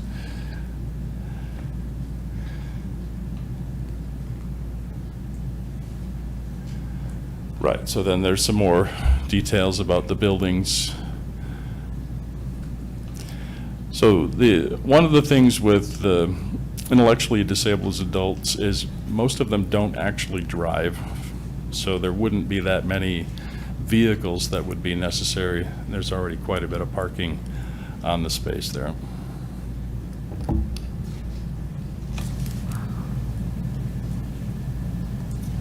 So we have some cost ranges for the buildings. And the costs include, sorry to Yes, jump in please go again, ahead. but the cost includes all the environmental study, the construction contingencies, the loans, I mean, it's the cost in and in. And we have 3 different structures. The first one would be the general stick building. And then the second one would be modular housing, that it's faster, it's more environmental friendly and sustainable. It's also less costly, and we could also do AI implementation within the new construction. And then, of course, the third option would be the passive housing, which me coming from sustainable background and having passion for the sustainability and net zero housing, but it's the most cost pressured. So I think having the modular housing and AI would be the best options for that project itself. And the AI, to just answer a little bit of your question on the security side, in the way the AI would be set it up, it would be monitoring everything and every person within the housing unit. And we have to make sure, because people with disabilities or adults on the spectrum have the tendencies to wander around, and that is the always question and solution finding issues that we have with every local government agencies that we talk to. Because again, the security and safety, it's the most important thing for the people with disabilities. So having AI monitoring and having sensor and let the caregiver know that there's something not right, it's another option that we actually build into the model as well. Okay. I have a really, really basic question. When you say AI, what are you talking about? So the AI meaning everything would already exist. So for example, Alexa or lights. A lot of people on a spectrum or with disabilities have an issue with the lighting. And there are existing already light bulbs that automatically lowers to the level of that person to make them calm. Because one of the issue, and I'm a mom of a boy who is 27 and who is severely disabled, and I spent all my life working on and working with parents like that. So AI meaning everything is automated. The lighting, it's automated. The windows shading, it's automated. The monitoring the walk, the mattresses, there's AI mattresses that monitoring your heart rate, the seizures, your sleeping habits, and gathering all the information for like 6 months, it will help a better and for better future care. So we lower the cost of the care eventually, increases the quality of life for the people, and also safety. Then you have Alexa, then you have, one of the things that I included in my research was also smart cooking tops that they cook and shut off if nobody's using it, and monitoring sensor systems around the apartment as well. And everything is put into the data center for, like caregivers. Like I could look it up on Nikki's stuff and say, okay, he had a bad night, so he might have a bad day. What can I do to prevent? He likes music. So automatically if the system would sense that he is agitated, his favorite music would come on. Or another thing he loves, it's the lavender smell. So we have, lavenders everywhere in the house, just in case. And every kid is different. And also the same thing with lighting, with windows, shower, that is the HIPAA kind of issue that we need to work on. But there's a lot of current AI that could be utilized for apartments, smart homes. Wow, that's amazing. And so would the counselor or someone who's monitoring this, would they be on site, or can they be off? So depending on the level, also we categorize it in a 3 level of people with disability. The level 1, it's highly functioning, people on the spectrum or Asperger's or any other disability. They can function, but they do need still have help with, reminding of the medication they need to take, or booking any trips or any executive functions. Those people will have probably shared, one caregiver or as a social worker. The level 2 are the people who need a little bit more help. They have a problem with communicating. They could have emotional issues, and those people, those individuals, they will have 2 or 3 individuals will share, one person, and then it's somebody like Nikki, who needs care 24/7. But with the implementation of AI, you can have one person for 2 people, because frankly, Nikki sleeps at night most of the nights if he doesn't have a bad night. So does a lot of kids. So the caregiver doesn't have to be there all the time, 24/7, which save cost to the health insurance or Medicare or Medicaid, but also the person can monitor everything through the phone if she's in the next apartment, changing a diaper or something. So it depends on the level of the disability.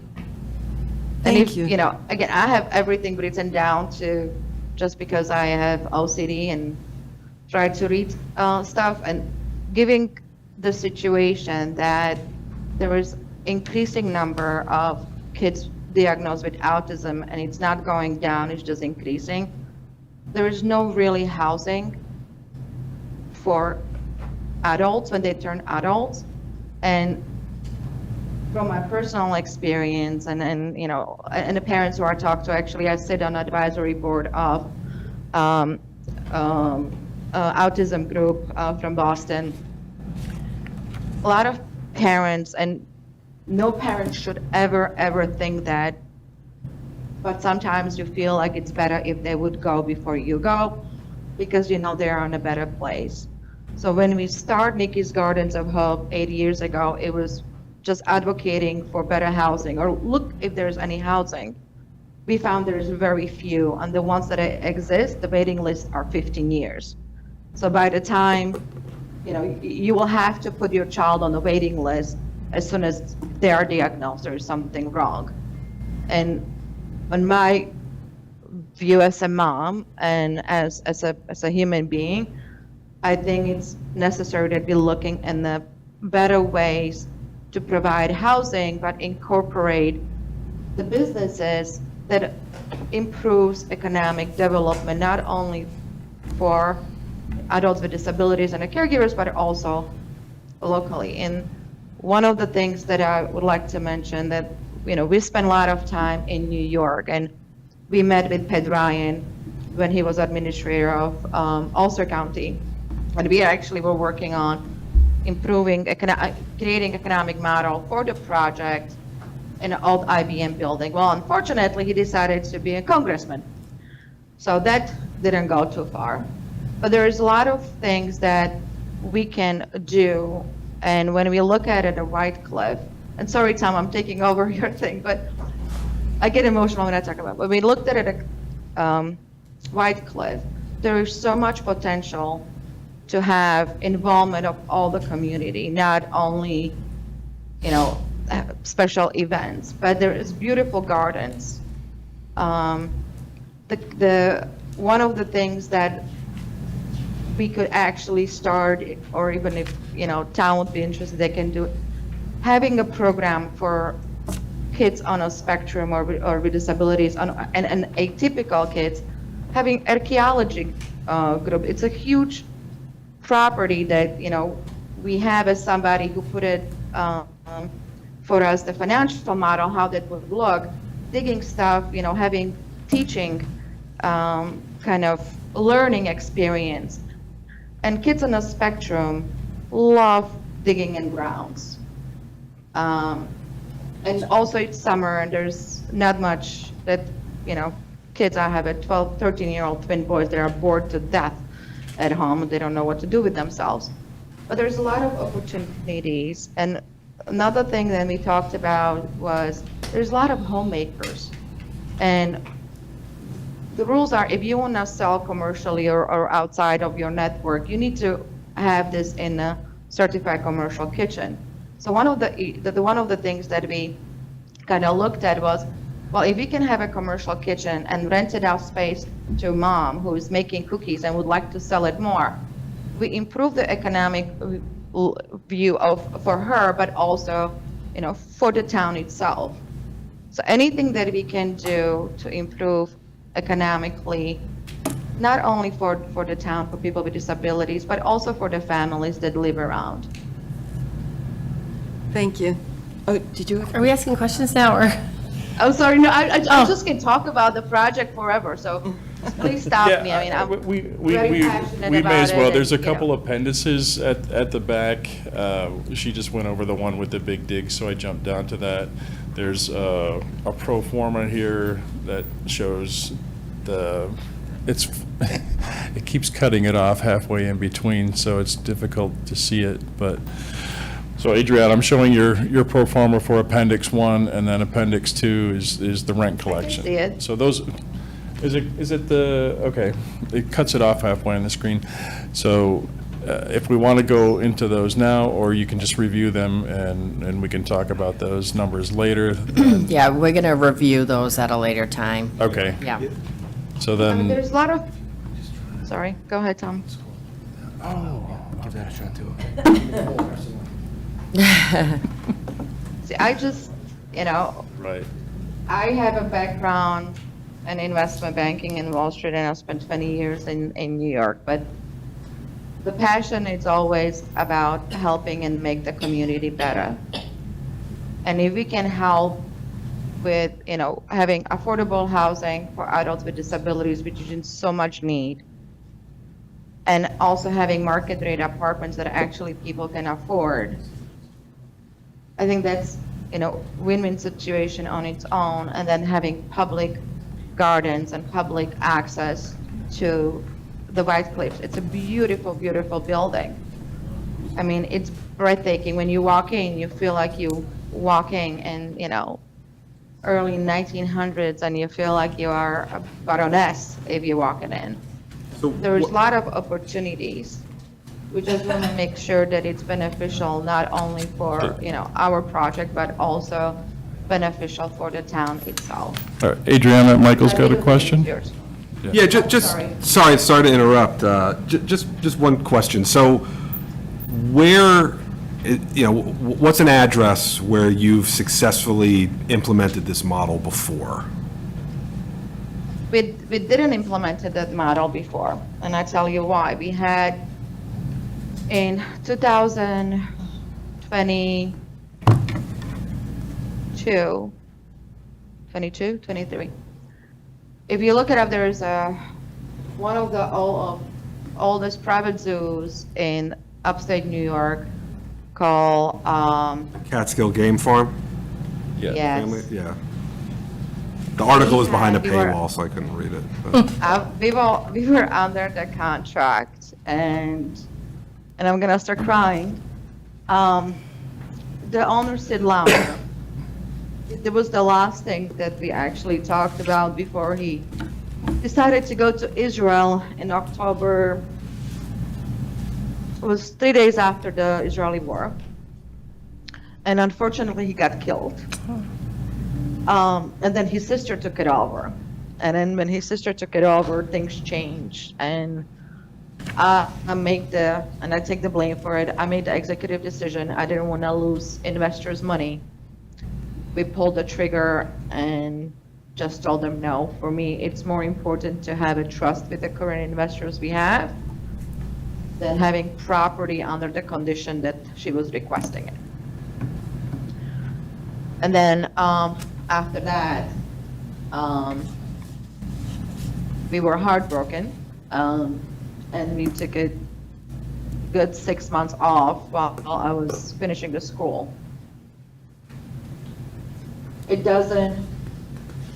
We have the list of investors, we have the donors. Well, We never had it, I'm and, not gonna lie to you, but we haven't done it. yeah, I mean, to kind of piggyback I on remember that. 39 years. Right. Well, I mean, looking at what is out there, right? So that, as a charity, you file IRS. There's that much. 990s. Sorry, I'm crying. Yeah, I mean, so just looking at what is publicly available, right? As a charity, you file IRS 990s, looking at Yes. revenues and expenses. The link on your website to the 990s is broken, so I couldn't get it to work. What I could Chris, find can you on look into Charity Navigator and on the IRS website are fairly, especially looking at a project where you're looking at $20 million for a building are fairly low amounts, right? Revenues. Yes. So what's the most amount of money you've ever raised in 1 year towards this goal in general? We never actually went and raised funds for the project. Meaning, we have a board of directors who are one. ready to write a check. Meaning, I never went and marketed and started raising money for the project. We have a people stand on by. We have a Mike Cluley. We have, John Merriman. We have a Melissa Baker in Rhode Island. And there's a group of people. So we had 3 million committed for the game farm.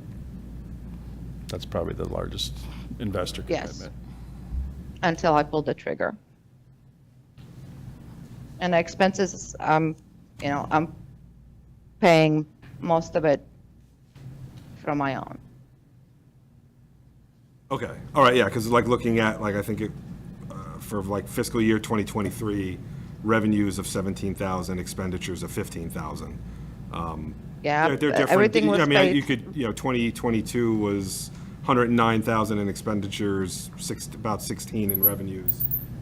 So it's just didn't seem like a lot of funds being raised, but if you're, No, because we don't, again. We're an advocacy. I don't take, more advocacy. I don't raise the funds if I'm not 100% sure that the project's going to happen, or Okay. if it's not. I come from investment banking, and it's always questionable. And then with Nikki's, with the charity, Adriana, you're the CEO, Chris, you're the COO. Is working with the charity and working on this is this your full-time work? Or, because looking at like LinkedIn, you do have this listed, but then there's also other full-time jobs seemingly listed. So I was just wondering how much. For me? Yeah. For yourself, for Chris. No, this is pretty much, full-time job for all of us. Yes, but you work at B. But as Riley I said also, right? Yeah. Yeah. But as I said before, we had to take a few months off. It was heartbreaking. So And one of the things is that we are transparent. I will not tell you something that it's not, and this is what got me in a lot of trouble all the time. So after that project fell through, you haven't seen a project to completion, No, this would No. be the first? one, Okay. yeah. So I'm working on this one simultaneously and one in Michigan. I definitely recognize the need, and I appreciate the vision of what you're creating. It really is definitely a gap in the plan. So I appreciate the thought that you've put into it. Like, somebody has to start somewhere, and it takes a long time to figure it out, because you talk to a lot of, I visited in Arizona, first place. I met a football player that I didn't know that he is a football player, because I don't watch football. Kurt Warner. Yeah. And apparently he was a big deal. He has a place in Arizona. I visited Center for Discovery, spent time with the CEO. He wanted to, work with us on trying to figure out how to make it work, make it more sustainable, because getting government funds, it's more pain than it's worth sometimes. We toured the autism center upstate New York as well. You'll learn what it's working, what it's not working. And if you're gonna spend $25 million, it's not gonna be perfect maybe, but you wanna make sure that you check all your boxes. You learn what it's working, what it's not working, and why it's not working. The biggest So issue Adriana, is- so I think I can answer Michael's question a little bit. So we've been doing this for about 5 years. The first couple years were sort of a barnstorming tour of what's out there. So like she says, Center for Discovery, Anderson Center for Autism, Leonard Florence Center in Boston. We went and visited and talked to see what's out there, what's happening in the industry. Chris's background is he's a longtime analyst from Bear Stearns back in the day. He works on a lot of other not-for-profit projects. Adriana also works full-time for B. Riley and completed a Harvard Master's at the same time. And then this has been my full-time work, with the exception of the substitute teaching. So it's a passion project for us. And, I'm a Northborough resident. I would be here all the time. I would be 100% engrossed in making this thing happen. Any other questions? I have a few, but I wasn't sure when we were done with, I Yeah, didn't want to cut off if make there was sure that- more that of your you're done. presentation that you wanted to give, because we kind of just jumped in there, Yeah. and so we didn't really let Sorry. you finish. Yeah, the presentation is quite simple. It's kind of the bubble chart. There's a few ways we can make money. The mansion is really the center of it. Bring it back as it was, that it will pass the historical register and involve the town. In exchange, we would like 36 units for the intellectually disabled so that they can live inclusively in this kind of little paradise environment. That's why we call it Nikki's Gardens of Hope, because it has to have gardens, so. Sorry, yes. Well, I do have a couple of questions, but before I got to that, listening to the presentation, reading the materials, and especially listening to Adriana, I'm sorry if I mispronounced your name, talk. Not to get personal about this, we're business here, obviously, but very, pulls the heartstrings a little bit, having a child with different difficulties than the ones you're talking about, and other family members with children with other different difficulties. I can definitely feel the love that's going around, and that these children are very lucky for the parents that they have. And yeah, that this is a serious need. I did have a couple specific questions, though. One of the, under the uses, I just wanted a little bit of clarification. The pilot supportive housing residences, 1.9, what's the pilot part of that? I'm guessing that means not the full 36 residences, or is it like what's the idea in terms of pilot? Was the idea, for example, build some of them, start using those as a revenue source to fund additional ones, or do we? I'm just trying to get. It says pilot in there, and I'm trying to figure that out. So the reason I use the word pilot is because of Adriana's thesis about AI supportive housing. Hasn't been done yet, hasn't been proven yet. So, yes, it would have predictive analytics for sensors if somebody's going to wet the bed at 2 o'clock at night. It would also have robots, seems like a simple idea, seems like it makes sense. Nobody's actually done it yet, so therefore, pilot. Okay, got it. Okay, so that makes sense to me. It would be the first of its kind. There's literally nothing. Right, so nothing it's out there not with AI. So it's not like, oh, we're going to build 4 of them with the 1.9 million, and that's the pilot. The pilot aspect of it is some of these implementations are, I don't want to use experimental in the wrong way, but we think that they're going to work, but we don't have 20 years of history other than one man's experiments, another man's showcase. Sure. And the other thing I was going to say is that our middle schoolers are very lucky to have the substitutes. I have a girl in middle school there, and another one coming next year. So thank you for your work. They're a good group of kids. I had 3 kids go through the system.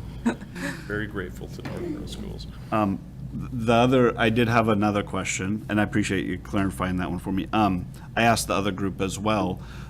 Is there a question that you're that you think I should be asking that I haven't asked, or that we haven't asked, that's sort of maybe prickly, or something that you would like to tell us what the answer is, unless it's one we've already asked?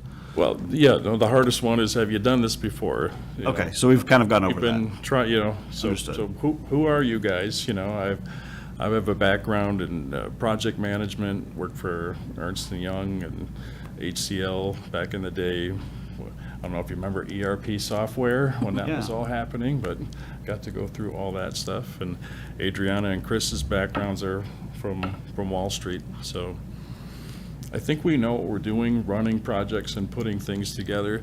The difficulty with this is getting a property. We've been told when you get a property, it's no problem getting construction loans to build the things, but you have to put together separate capital stacks for that. And there's a timeline involved, and anything can happen at any time. We've been told, we did a feasibility study when we first started this, and the guy that we worked with to do that is also in the process of building a community, but the average is 10 years to get one done. Wow. Well, I can see you've, we're trying to get it done in half the time.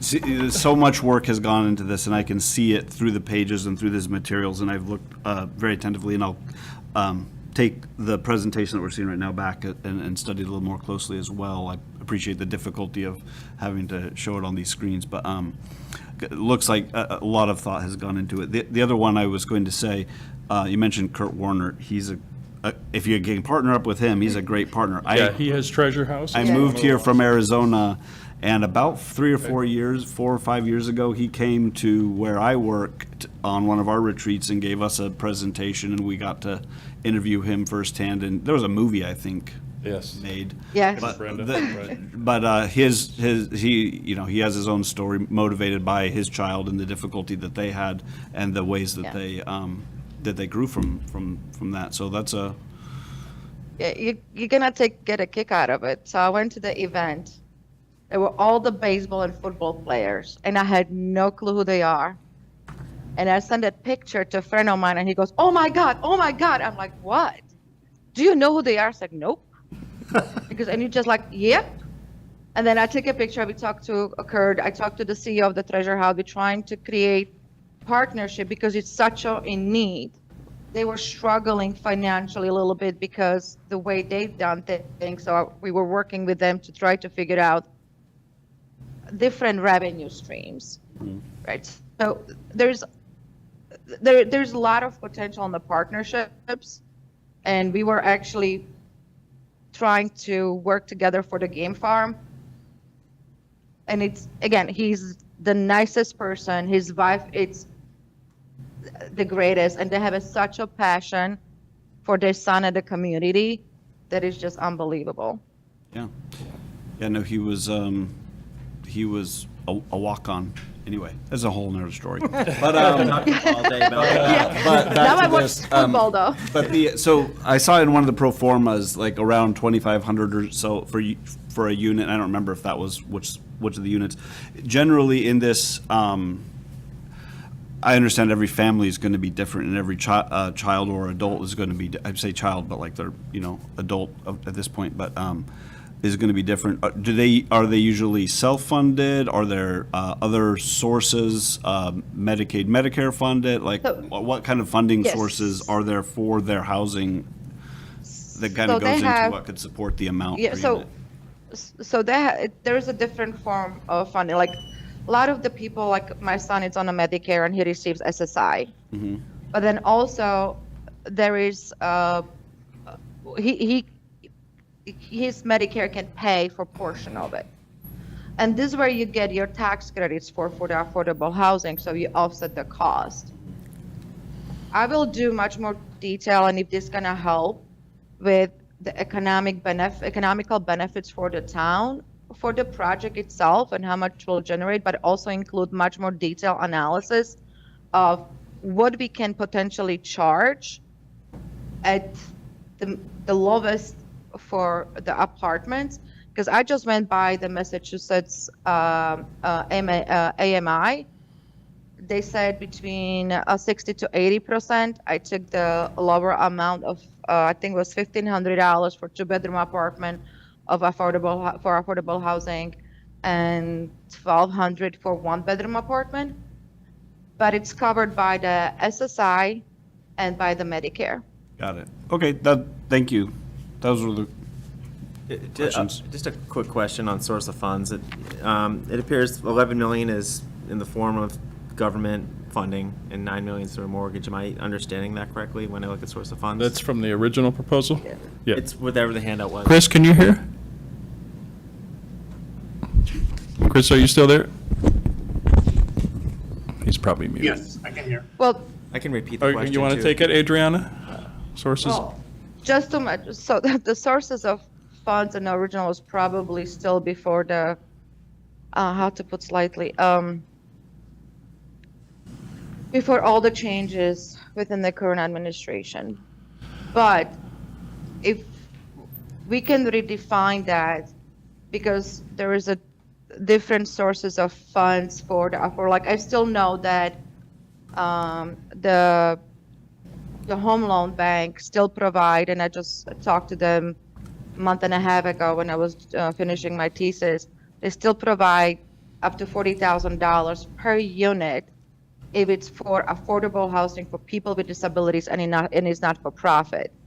So I know that for the 18 units, I counted maximum $38,000 from $40,000. The low-income tax credits, it's gonna be much more difficult, given that the federal got cut, and the Massachusetts is $60 million for the whole year for all the projects of tax credits. But there's a different funding that, I didn't had a chance to go and do much more deeper dive on, but we also have foundations that we already talked to previously, like Ford Foundations, and they are putting money into the housing for people with disabilities. Adriana, just we also- in the interest of time, just want to make sure I get this understood for myself. And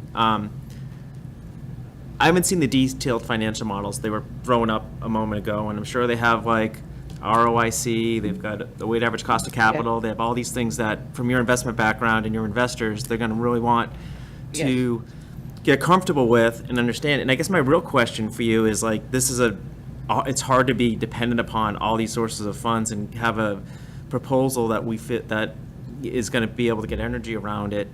Have you had any conversations with your investors to guarantee the sources of funds? And if there are other funding, that would be a mechanism for your investor to get paid and not for Northborough to take the risk. So a next step, if we have some agreement that this is interesting, we can go to the next level of granularity, see exactly what funds, what grants are available, and talk to investors about, we have the town's backing to do this. Are you interested in doing I this? think your proposal's not strong enough unless you do that first. Like, this is hard for me to understand. It's thorough, but I went to state school, I'm UMass, and like this stuff for me is like, I have a hard time with the clarity of this, and I really love what you guys are doing. Like, I really love it. Like, I think it's amazing work. I think it could be an awesome thing. But as a steward of the town's money, just trying to understand, have you done everything you can do to de-risk this for Northborough? That's kind of the question I'm trying to get at. And I'd say be strong up front, because I don't think the tactic we're going to take is to try to say, gradually get you stronger. Be strong up front, and let's go from the point of strength and talk about the proposal.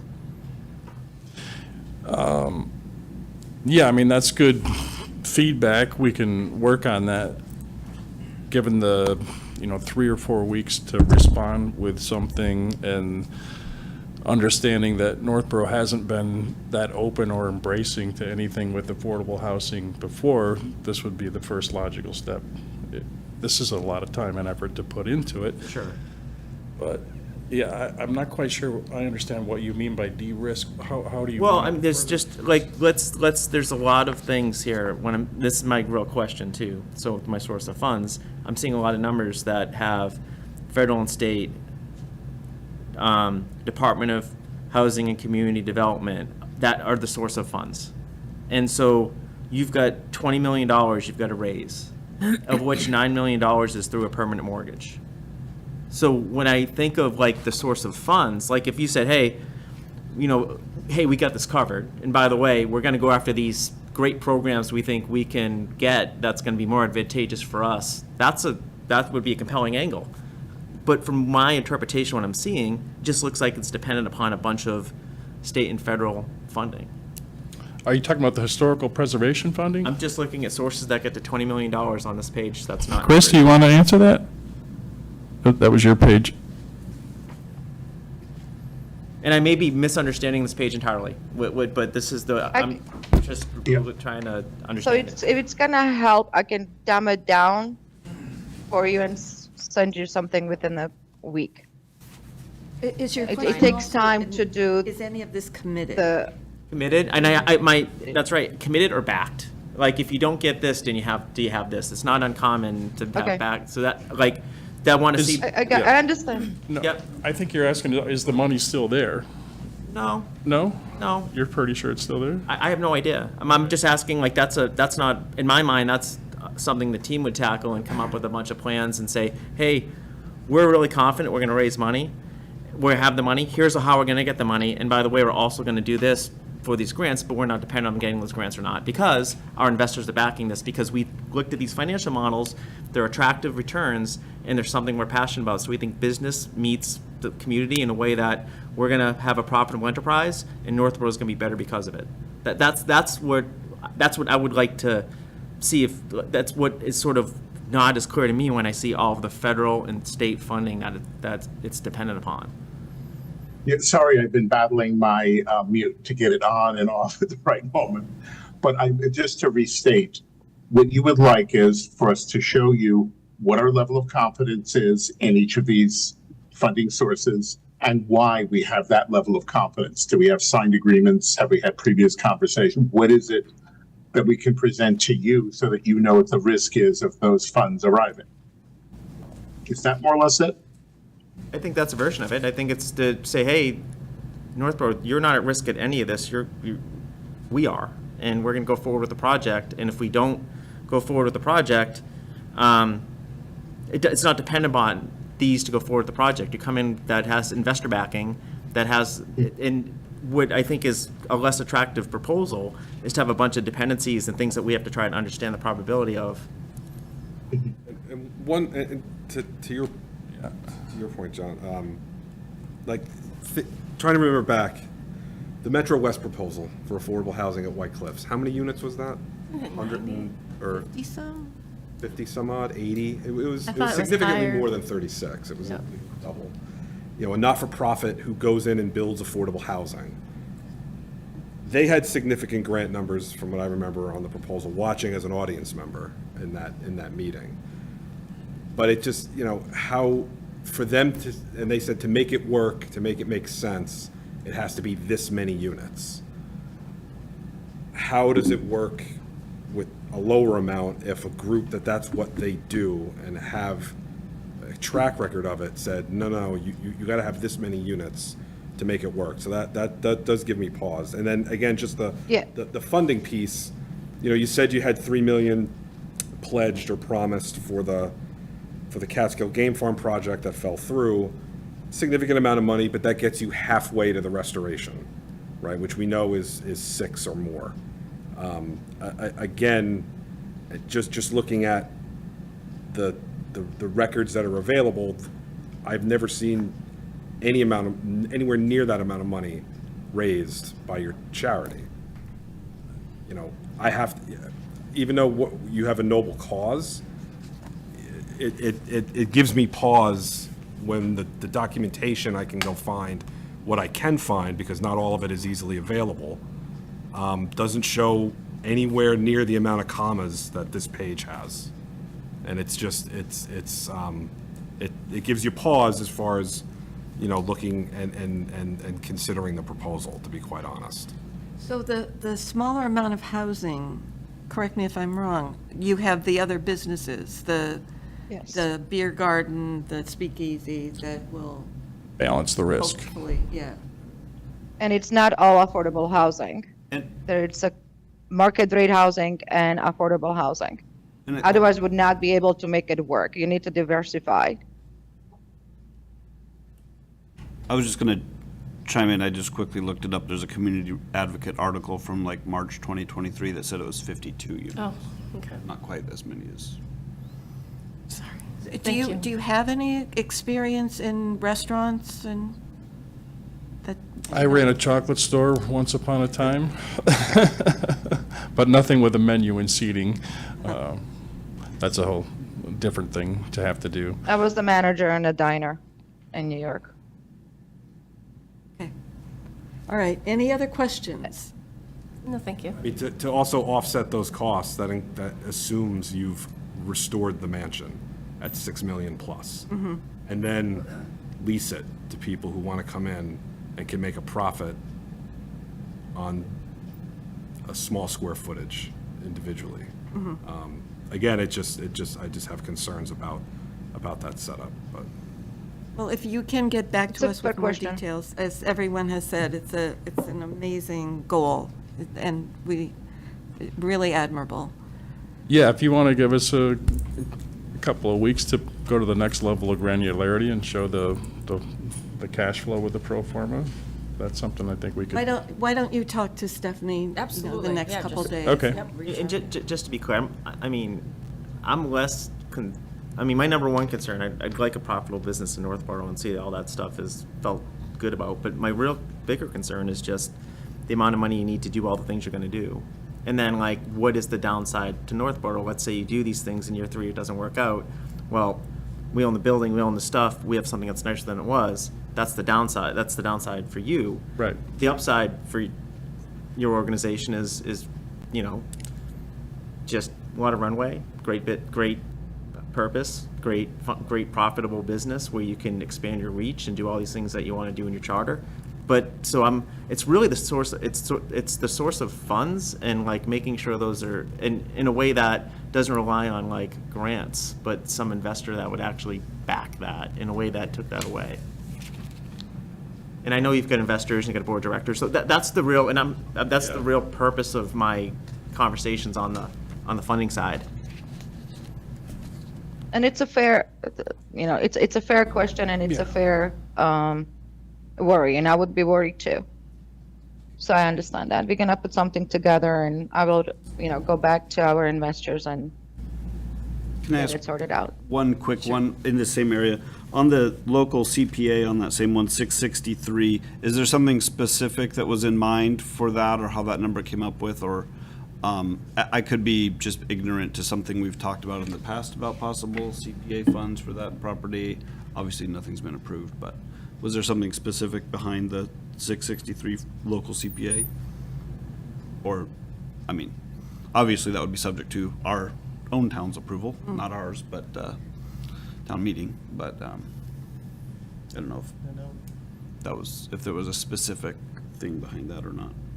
That was the only thing I saw on this, that I was like, oh, well, that one would Was it be. local CPA? Control, it says local Yeah, CPA. It's at the very end, the bottom, under source. It's okay, if not, I'm not trying to put anyone on the spot. I Yeah. just- Yeah, I'll just wait Sure. to get more information from you. Okay. Yeah, Okay.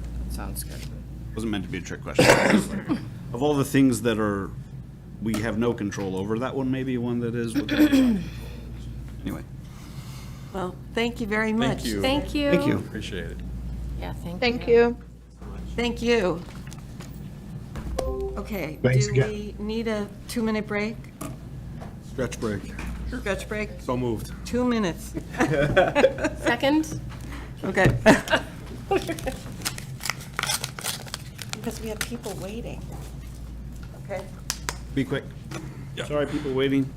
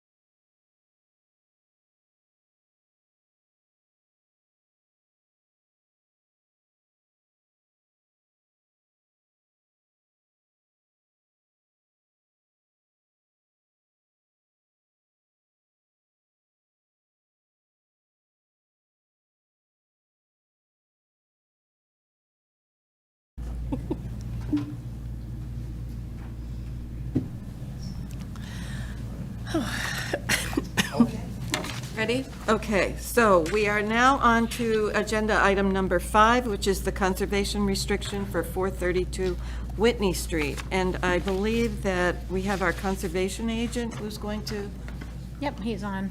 present this. Yes, I'm here. There's me. This is Vincent Vignali, the conservation agent.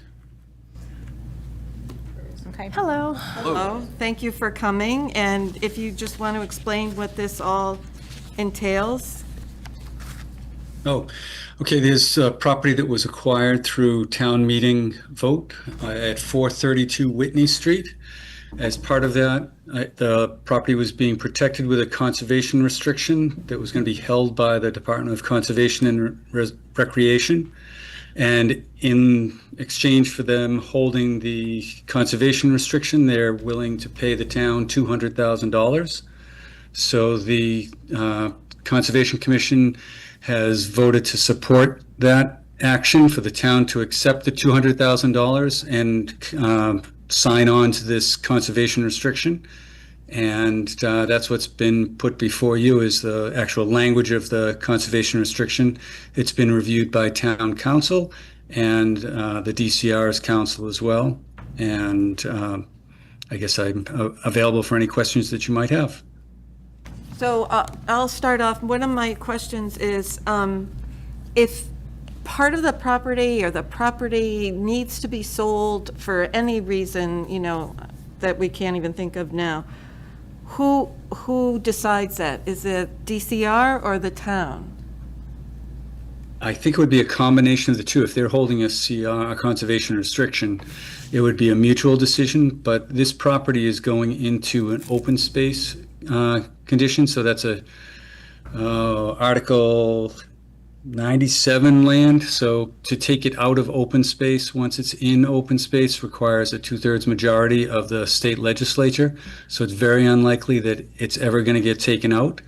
There is a conservation restriction on most of the property. The property total area is about 24 acres, but 2 acres have been excluded from this conservation restriction as required in the town meeting vote to provide housing, potential future housing in the town. So there's a 2-acre parcel that's been set aside on the north, I think it's the northeast corner of the property, that is set aside for the housing aspect if it ever happens. It's not really in the near future because there are other projects that the housing group in town is working on, but it's set aside for that purpose.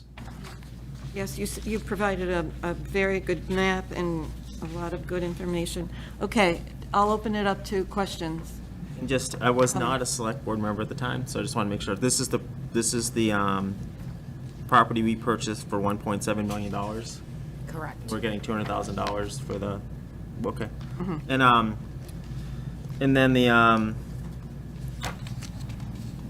future decision, would that come before the select board if we were to, how's the housing aspect of this contemplated? Oh, and that what 2 acres that's set aside? Yeah, how does that, just more of a process thing for me, maybe?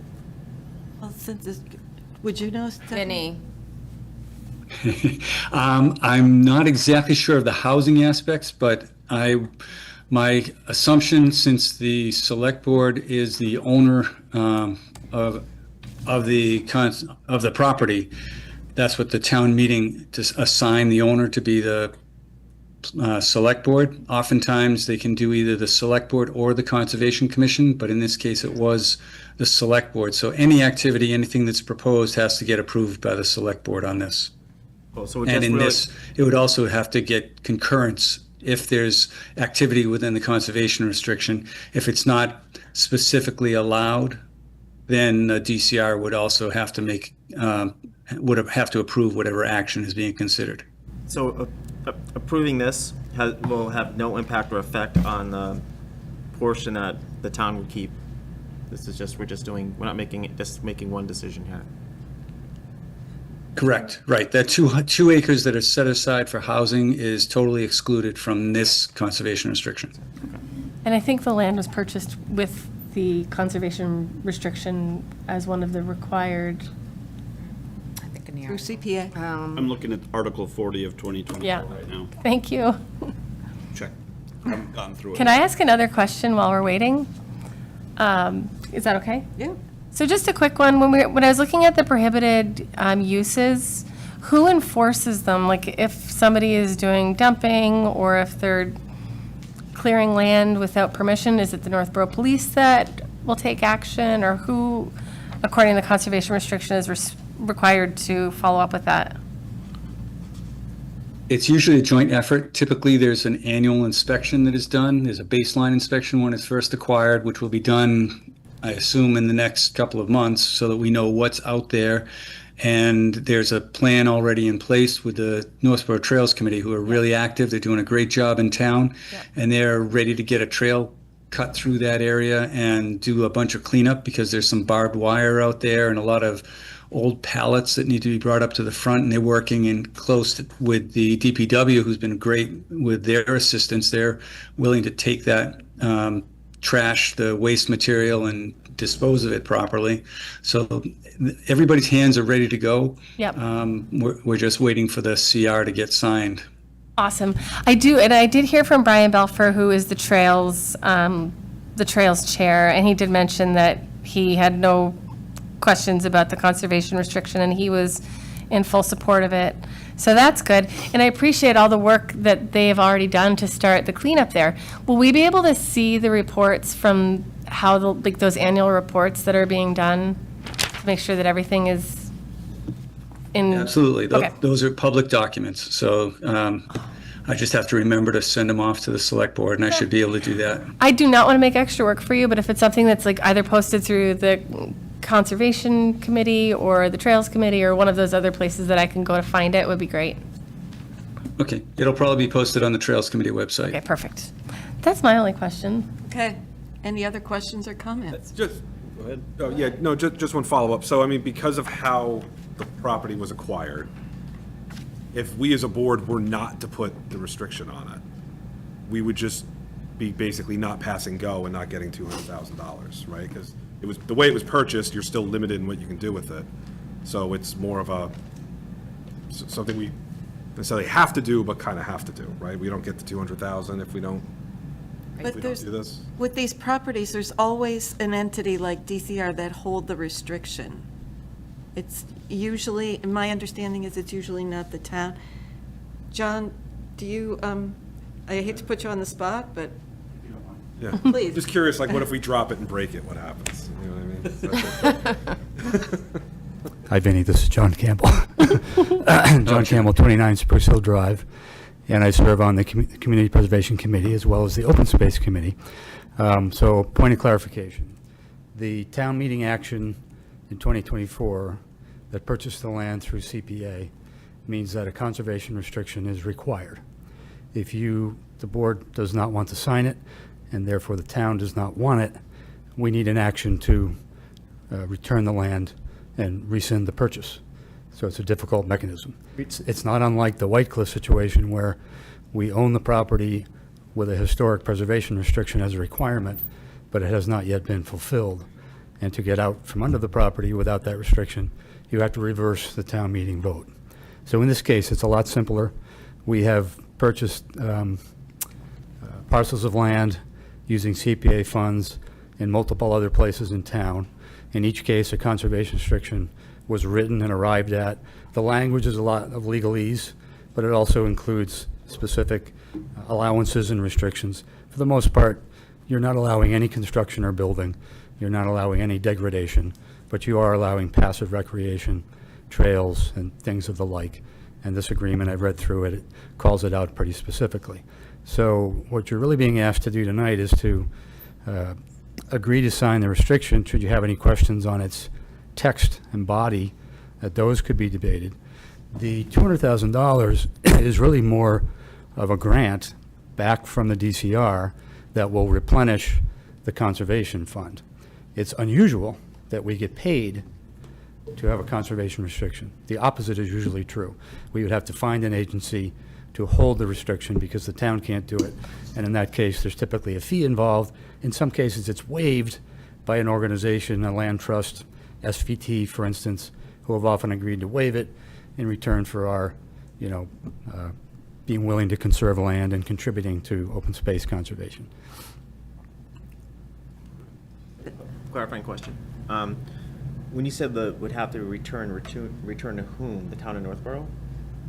If we didn't sign it? It would revert to the owner. Could you Well, we would have clarify to- that? Could you clarify your question? So what I heard was that if if it would revert to the owner, and my question is the owner Northborough, or is it the owner, the entity in which we bought the actual land from? Without being technically legal, because it's not my area, if we do not enforce a conservation restriction on the land as required by the purchase with CPA through town meeting, we would have to go back to town meeting to rescind the purchase. Oh. Do we have the right to do that?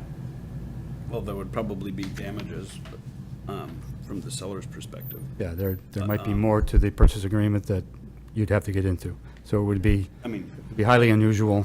Yeah, no, I'm just making, I want just clear facts. I'm not suggesting any of these as my position. I'm trying to speak in generalities because I wouldn't have the exact facts, but we are required to issue a conservation restriction. And Although we did a fair market value assessment and thought $1.7 million was a very reasonable price to pay for this. we paid the appraised value, Yeah. no more. Correct. If I can jump in, sorry, Madam Chair. No, please. So I think the point about the restriction is that appraised value or not, the point is that because 664, which is weird because this other number that has nothing to do with it is 663, and I just noticed that, but 664,000 from the conservation fund, which is in our CPA money, which can only be used for stuff like this, with the condition that it gets a restriction, if I understand the CPA correctly. Well, the purchase at the town meeting was funded by conservation fund reserves that had been already placed there through CPA funds at prior town meetings. That's what I mean. Plus additional reserves in CPA Yeah. that we had, so we were able to fund it with all CPA reserves, no other sources. Yeah, I'm sorry, I didn't mean to not. Is that what you meant? I just And then, meant, it was used, CPA money was used, and when you use CPA money to purchase land like we did here, the Community Preservation Act in Massachusetts says you're legally under the act, if you want to follow state law, required to put the restriction on it. We didn't do that for White Cliffs, the consequences of which may be gray, especially with town meeting recently telling us not to, but that's not what we're here for today. But I understand the CPA says, if we follow the CPA, we're supposed to put a restriction on property we bought with CPA money. It's more than following the CPA. I believe it's required by the legislative action at town meeting. Yeah. Based So- on Yeah. following CPA funds for it, so. Yeah, I was gonna. We're legally required to do it at the moment. Yeah, so I won't read all of Article 40, just for everyone's information and recollection, because this was a little while ago. But this was 40 for 2024. I vote, it was moved to appropriate, I'll skip over the part, money from CPA. To the Select Board for the acquisition of the property located at 432 Witness Street, containing approximately 23.77 acres of land, shown on parcel blah, blah, blah, for open space / passive recreation purposes and the development of up to 8 affordable low-income dwelling units, and authorize the Select Board to convey any and all restrictions on the property as the Select Board deems appropriate, including but not limited to a conservation restriction. So that's what was approved at town meeting. Thank you. I did have a couple, actually, questions, just a little in the weeds, if that would be okay.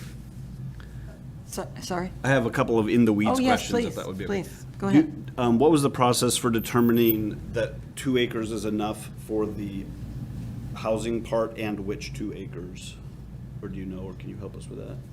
Yeah, I would say the process involved our town planner, Lori Connors, and working with our other affordable housing advocates, including the Housing Authority and the NAHC, to determine what would be a reasonable acreage in which to put a small development. I think there's probably many factors that contributed to the size of it, but the intent was that the land would not be that suitable to build a large development on, and we knew that the majority use of the land that we wanted is for conservation. I saw the map. I don't have it in my head exactly where it's located, but it is toward the street frontage. Right. That's my Yeah, it looks memory. like it's on the street For sure. side. Correct. Because the, more of the open space value There is is a map, yeah. Map in the back. Jacob, further in. he's all upside down. Sideways on the screen. Right. It's the northeast side of the property. Fair enough. All I know is it's near Whitney Street. Excuse me, Chair. Vinny has his hand up. Oh. Do you want me to? Thank you. Thinking maybe he has something Yes. to add. Yeah, just to let you know that you're correct, the property, the exclusion from the CR is the northeast corner right up along Whitney Street, sized at 2 acres. There's a zoning minimum area requirement, as well as, back then, we had Fred Litchfield as a town engineer, and he's done a lot of housing and septic design in his years, and we estimated a location where the septic system would be outside the jurisdiction of the conservation, or outside the prohibitions of the conservation restriction land, as well as enough space for 8 housing units and associated parking. So it was somewhat preliminarily engineered to give enough room plus a little. Thank you for that. And thank you for whoever did that. I'm glad that that was thought of. And it couldn't be bigger than 4 to 8 units because we approved it only for 4 to 8 units. So it's not like it could be, I don't think it could be bigger than 4 to 8 units. And I don't know, 2 acres seems reasonable to me. I just wanted to know what was the process. That. So thank you, Vin, for that. Because I do think it's important that that be considered and that we don't just let this magically turn into all open space. Some of you may recall I made a motion that failed at town meeting to amend this, to remove the housing portion, because my belief was, and I could have been wrong, about 1/3 of the town wanted it for affordable housing, about 1/3 of the town wanted it for open space, and about 1/3 of the town didn't want it, but there wasn't 2/3 of the town that wanted it for the same thing. That's just my guess. I could be totally wrong about that. But it was, my amendment was denied, so in my opinion, it needs to be preserved for both purposes. But I think the 2 acres probably does that. And actually. That is the intention with the CR and the exclusion, and the DCR reviewed it as well, and they are in support of the exclusion as well as the language in the CR. And technically, our job tonight is not the 2 acres that's devoted to housing. It's the rest of it. Right. Okay. Can I ask one more? Sorry. Yes. I'm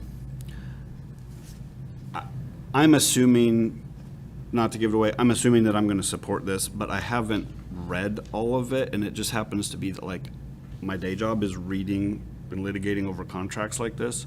What would be the downside if we just tabled this item for a vote until next meeting? I assume I'm not going to have any issues, but, like, I actually haven't had the time to do the same kind of review that I don't. Was this reviewed by council, town council? Yes. It is a very lengthy document. It took me 2 days to read it, and so I think all I he's just wanted to asking is, remind you if anybody had a question. Can we vote on it at our next meeting? That's your I just want to know, is there, Any like, what clocks are we up against? I want to get it done. My opinion is I think it needs to Ask get Vinny. done. I think Okay. Vin should Do you answer have an that answer regarding first? timing. The June 30th date on this? Go ahead, Vinny. It has Yes, to be done by there's, June 30th. the fiscal year for the DCR ends on June 30th, and the money is in the fiscal '25 budget, so we Okay. So I'd like to make a motion. Right, we want to get the money, right? The money's not guaranteed if it lapses, Right. but we want the Right. 200,000. There will be no money if it's after June 30th. It may have to go through the whole process again, which was a few months. So I move the board. So I'll go ahead and I move the board vote to approve and execute the conservation restriction for 432 Whitney Street as presented. Second? Any other discussion? So let's ask this question to help Jacob feel better. Was there anything, Vinnie, in your experience with this that jumped out at you that might cause a problem in the DCR agreement? No, actually, it's been rewritten 3 times. There were changes made to allow for the paths and for the trailhead parking, and DCR was cooperative, and we got all those changes that we requested, as well as the legalese stuff that town council requested were all incorporated into this final document. So I think it's a good document, and it's a good thing for the town to endorse. And would you say it's pretty standard? It is very standard. Okay. That was part of the problem. There were standard wording that we needed to get a little bit of leeway because we needed to construct a trailhead parking area on the property, but it worked itself out. Okay. All right, we have a motion on the table and a second. Motion by Mike, seconded by Laura. Yeah, I've, as we've been here, I've looked at it as much as I could, and, yeah, to Vinnie's point, sometimes standard agreements are problematic. Oh. And I'm glad that several drafts have been done of this, and you guys have worked out and ironed some details. I'll be. Thank you. I'm sorry that we didn't have more time. I appreciate, the extra eyes. I just don't want to lose money. Yeah. All right, so the motion is to approve and execute the conservation restriction. All in favor? Passes unanimously. Thank you very much. Thank you. Thank you very much. Thank you. Thanks, Vinnie. All right, Have a good night. You too. thank you. Thank you. Okay, now, we move on to DCAM. All right, number 6 is discussion of DCAM surplus land, 0 Lyman Street, Northborough.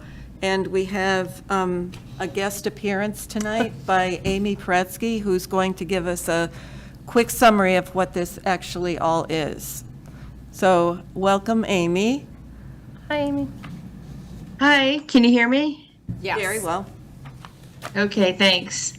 Thanks. Hi, my name is Amy Paretsky, and I'm chair of the planning board. The planning director, Lori Connors, is on vacation this week, so I'm here to speak to this agenda item.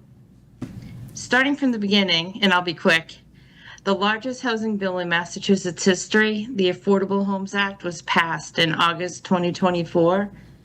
It authorized $5.16 billion in spending and 50 housing initiatives. The accessory dwelling initiative that was discussed and passed at town meeting this year was one of the housing initiatives. More recently, the town received a letter from DCAM. DCAM is the Division of Capital Asset Management and Maintenance.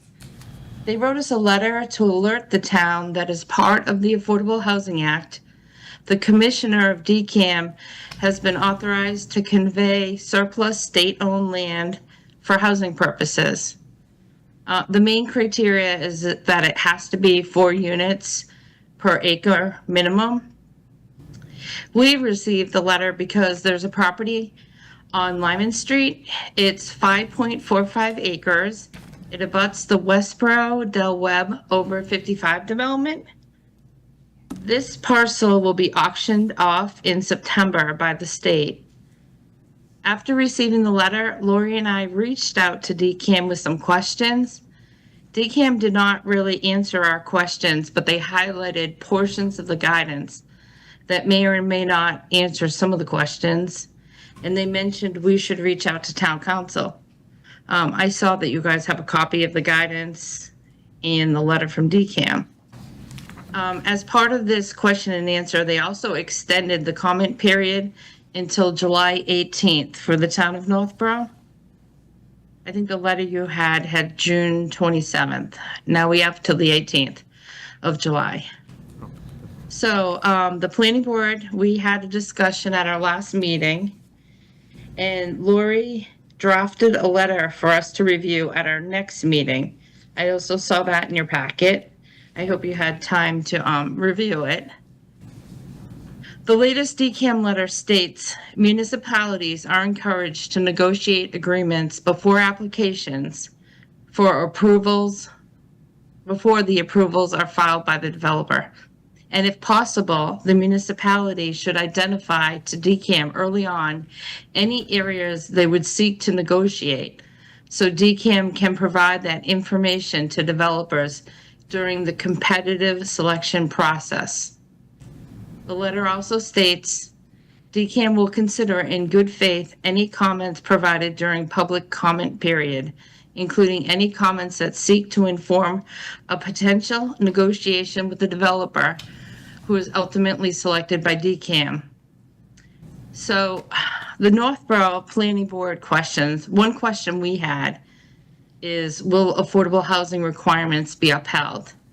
We're getting mixed signals on whether or not the developer will have to supply affordable housing, even though this came out of the Affordable Housing Act. So that's one of the questions that the planning board wanted to put into the letter. And I wanted to see if the select board has any comments, questions that they wanted to also add to a letter. You could either write your own letter to the state, or you could either read the planning board letter and then back the planning board's letter. As a condensed version, the letter that we wrote, Lori mentions to DCAM information about the site right now, which is it's zoned residential C, which currently allows 2 units per acre. She also describes the other setbacks that are required. So like I said, she would request the affordable housing. And we also mentioned we would like to see smaller homes for young families or seniors looking to downsize, as that is an unmet demand that we hear about in the local area. So that's all I have in a nutshell. I'm not sure if anyone has any questions that I can answer. I don't, oh, sorry. Just, that a how do you, yeah, just wait. Amy, what is the, what does smaller homes mean? What square footage falls under that designation? Well, the state's actually, I just saw last week, the state's coming out with a starter home bylaw. That'll be next on our plate as a planning board, but they consider a starter home, smaller home to be 1,850 square feet. Okay. The accessory dwellings were 900 square feet, so it's kind of double. And the 35 feet would mean 35 feet is the current zoning we have. So if we wanted to build something higher, we'd have to go through getting that changed. Right, it's 35 feet right now, but we could negotiate with developers that are going to be looking at the properties. We don't know the process right now. Next on our agenda, Lori and I are going to reach out to DCAM and try to set up a meeting to see how this is going to play out. Will the town actually be able to meet with the developer before they purchase it? Or is the developer going to be working with the state, purchase it, and then we work with the developer? We don't know if we can talk to them before or after the sale. Julian, can I ask Amy a question? Sure. So, Sorry. Amy, when I spoke with that Raina Rubin, did you speak to her or email her? I emailed. Okay, because she was saying that this act doesn't specify what you have for housing, like it could be a multifamily, it could be separate, and it doesn't have to be a certain percentage of affordability, which is odd. So I guess we as a town are telling them what we're looking for, and then they try to sell that to the bidders of the property. That's what the guidance says, but yeah, it is a big unknown right now because I'm hearing both sides. I'm hearing that as long as we do 4 units per acre, the developer will buy it and work with us. But I've also heard that these developers might not have to follow any of our guidelines or bylaws, and it could be unlimited, and it could have height, a larger height. Except for there is, let me pull it out, there are 5 criteria that they say that the town, okay, so the town may impose reasonable regulations concerning the bulk and height of the structures, determining yard sizes, lot area, setbacks, open space, and building coverage requirements. So in one sentence, they're saying we may be able to impose reasonable regulations. So the main thing is, we do want to reach out to DCAM and get clearer guidance, because we asked all these questions and they pretty much just shot back the guidance that doesn't have clear answers. Are you holding off on your letter until you get more answers? Well, we do have till July 17th, so the planning board meets again July 15th. So we will hold off until our next meeting. I did talk to Kate Donahue today. I've been talking to her a lot about this, because Westboro has a parcel also, and she had reached out to me. And she felt that we should try to set up a call with DCAM as soon as possible. I mentioned Lori was on vacation, and she said that time is of the essence, and that I should probably, after talking to you, Steph, I should try to get in a meeting with them as soon as possible. Yeah, I'd love to be part of that call if you could set that up. Right, that's what I was gonna ask you, since Lori's out, if they'll do it this week, maybe you and I could talk to them, or maybe just reaching out to them, they'll set up the appointment for next week. That would be great. But she said to call as soon as possible. Okay. So what control do we actually have? That's one I'm still kind of gray on. Like, so that the state's gonna go ahead and auction off this property, not to us, but to a developer. And the developer is gonna develop said property, but within our guidelines, if the state deems those guidelines sufficient. Is that right? Or That's what we're trying to figure out, It's- because I've gotten 2 different answers. Well, because Section 122 of the Affordable Housing Act requires municipalities to allow, in as of right, the residential use of surplus land for housing purposes as conveyed by DCAM. So it sounds pretty, But I think by as of right, it says it can't be by special permit. So if our housing regulations say you need a special permit to get housing, or a housing of 4 units, then you can't have any special permit. So I think we will allow the housing by right, but then there can also be reasonable regulations, they stated. So like bulk and height, yard sizes, we already have that in our bylaw.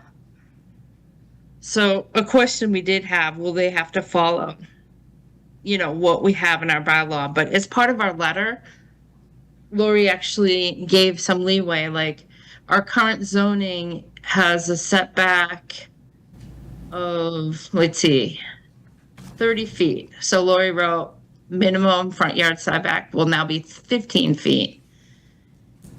And between buildings, we needed 20 feet or 30 feet. Now she's saying 20.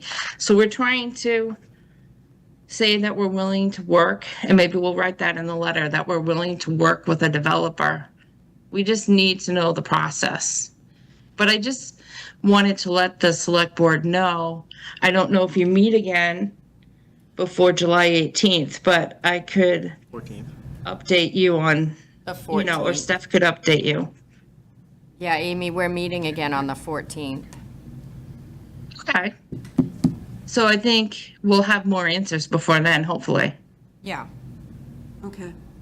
Jacob? But originally, we had added this to the planning board and the select board meeting because the original deadline was June 27th.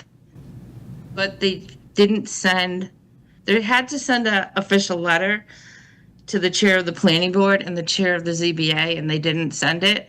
So because they didn't send it, when we found out they didn't send it, they had to start the clock again because it had to be 30 days. Thanks for catching Sorry, that. Jacob. We don't, but what do we do by the deadline? Like, I'm still, Respond Public back. comment. By the deadline, we could write comments. We could write a letter, whether or not it means anything to the state. Yeah. It's part of their process that they have to have comments for 30 days.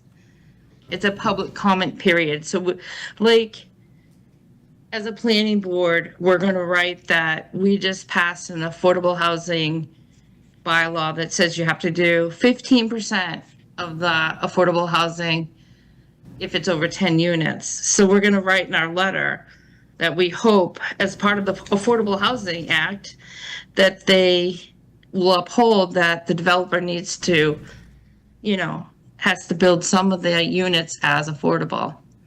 We're giving them our input of what we want to see there so they can put it forward. It might go by RFP versus auction.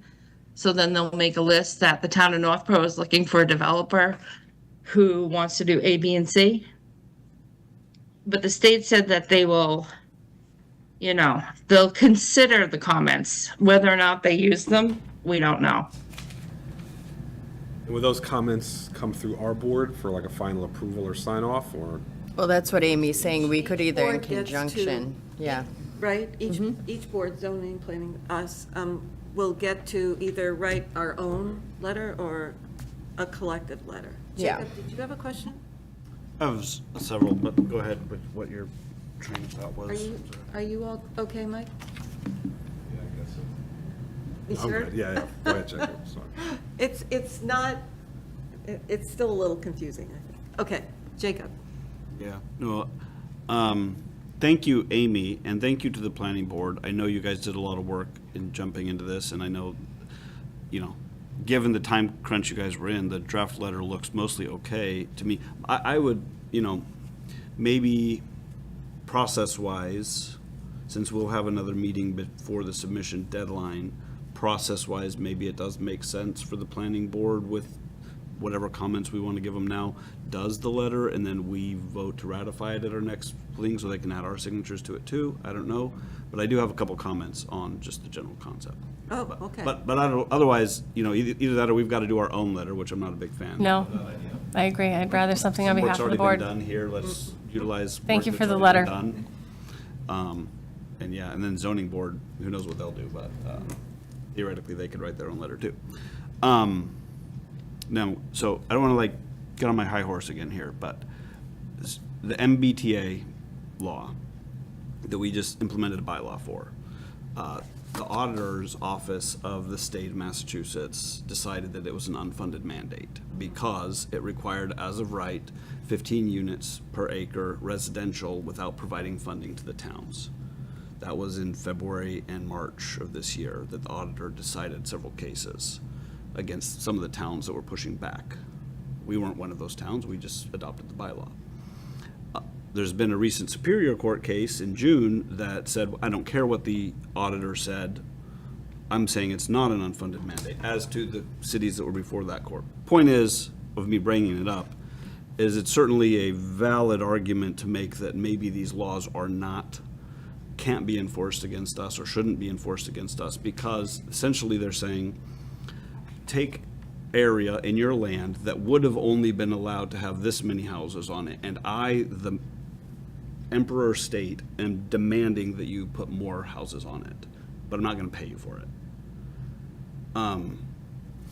And so that's the trouble I have. So this piece of property, which is 4.54 acres, under our zoning, residential C, the most creative use you could do, if someone were creative and could subdivide the plot into conforming lots with the right street frontage and everything, you can build a duplex with at least 30,000 square feet in RC. So you could divide this into potentially 7 lots with duplexes. I don't think you could actually do that logistically with the way it's shaped, but maybe 6 duplexes could be put there under our existing bylaw with no changes. You could theoretically imagine a scenario where 6 duplexes could be put there by a creative developer. And the state's saying, you need to allow 21 there, because I said so. Now, every resident in this town who owns property is under our zoning bylaws. And I, on residential so-and-so land, can't just wake up one day and be like, you know what, I know it's only allowed to build one house on my property, but I'd like to build two. So I'm just gonna do it. None of us can do that. And I don't think it's okay for us to have the state tell us, well, you have zoning laws, you supposedly have town rule, home rule, but I'm telling you that you have to do things that are gonna cost you more in services, more in road maintenances, more in schools, more in police, more in fire. I'm not gonna pay you for any of that, but because I, the governor, and I, the General Assembly, wanna go to the state of Massachusetts and say, oh, look, I passed and increased the housing stock of our Commonwealth by so many houses because I waved my magic pen that forced the towns against their will to take a 14-unit lot into a 21-unit lot. Where do we get a say in that? I'm not okay with the process, and I don't know if it means we need to send new people to the General Assembly or what, but like, who is defending Northborough here? That's, sorry. Do our state reps come in? Yeah, I'm gonna be giving them a grilling on this. That said, the difference between 14 and 17 isn't nearly as bad as what we've already approved with the MBTA. I was gonna say, like, therefore, you described the MBTA law quite well there. Therefore, it is, and our people approved it, so I'm not trying to kick against what the sufficient majority of the town said they wanted to do, but like, as a fundamental premise here, I'm not okay with just bending over every time the state says, go do thus and such. I'm not ready to jump when the state says I've got to jump, unless it comes with a giant check. You know? What's concerning is the state owns 142 acres right behind this one. So I'm hoping this just isn't phase one. And then Northborough goes along with it. And now here's 142 acres we're gonna auction off. At 4 units an acre. I hope that's, Well, but wait a second, Amy, it's not necessarily that it's going to be 4 units per acre. It could be more if the state decides to sell to a developer that, you know, didn't meet our requests. Is that true? No, it could No. never be more than 4 units, even under this one. So even though MBTA was up to 15, this one, they've been so courteous to us and given it only 4 as the top. well, no, it says 4 minimum. Yeah, she told me density of no less than 4 units Okay, but we per could acre. say it has to be 4. I don't know. I asked Kate Donahue, and she wasn't 100%, which is why she said you should reach out to them. She thinks it can be unlimited. But the only thing with that property is there's no sewer there right now. So it would be on septic. So but- section, I'm just reading from the guidance document that quotes from the recent law as passed, section 122 of the Affordable Housing Act states in relevant part, this is page 2 of the guidance that's in our materials. The very end of it says, provided, however, that the city or town shall permit, this is the mandate here, shall permit not less than 4 units. So we could permit 4 units, and we are complying with the shall permit not less than. So I don't think it's true that we could expect a developer to come in and ask for 8 and we'd have to approve it. I think we can say, we'll comply with this thing by saying we will accept 4. I still don't think we should have to, but we may end up doing it anyway. Right. We're hoping that, but they said to ask town council. That's fine. So I think one of the questions for us is, you know, given the fact that this is coming to Northborough, most likely, are we supportive of their suggestion that it be 4 dwellings per acre? No. Well, I would actually frame it a little differently, because they're not going to care if, my opinion is, they're not going to care if we give them that comment, because they're going to say, the General Assembly already said we can make you. So they don't care, unless we get an opinion from the auditor to say this is unfunded mandate, and I'm not suggesting we go that direction. It's a bit of an uphill stream that I don't think necessarily we're the ones that want to die on the hill, because, like I said, it's not that far off of what could have been built here. Right. So what I actually am thinking of is, so it's not connected to sewer. I'm not sure I want it connected to sewer. So if they're going to build and develop this into a residential with septic, that's really going to limit the amount of space they can actually build on. So unless the developer is going to pay to connect to Southborough, Westborough. sewer, and they can deal with the sewer capacity issue, we would say build a septic system. That's that kind of helps deal indirectly with the amount of units you could put there. So my starter home in Northborough on Leland Avenue in the Pine Haven neighborhood was a 3-bed, 1-bath ranch with the basement about 1,500-ish square feet, 16, on a 1/4 acre. So I'm not an expert in this by any stretch of the imagination, but like, how would we, if we're going to be forced to say do 4, how do we say, okay, we want a neighborhood there? Build a neighborhood of starter homes that are 3-bed, 2-bath starter homes for people, because one, that's what people want. You know, how would we get there? How could we use leverage to get to that point? I mean, like what was just brought up with the sewer issue, they'd have to connect. If we had to put septic systems on 4, I mean, it would take almost an acre per house for a septic system with, you know, I mean, think of how many units. I guess when they built my house, they did put septics in, so they did stick a septic in every quarter lot. I guess that's probably not code anymore, but. Right. Yeah, I mean, And that was her concern. She said to me, the Raina Rubin from DCAM, she said, well, what could we do to, you know, help you get connected to the sewer? Like, how far are you away? So they're doing the math, like, you know.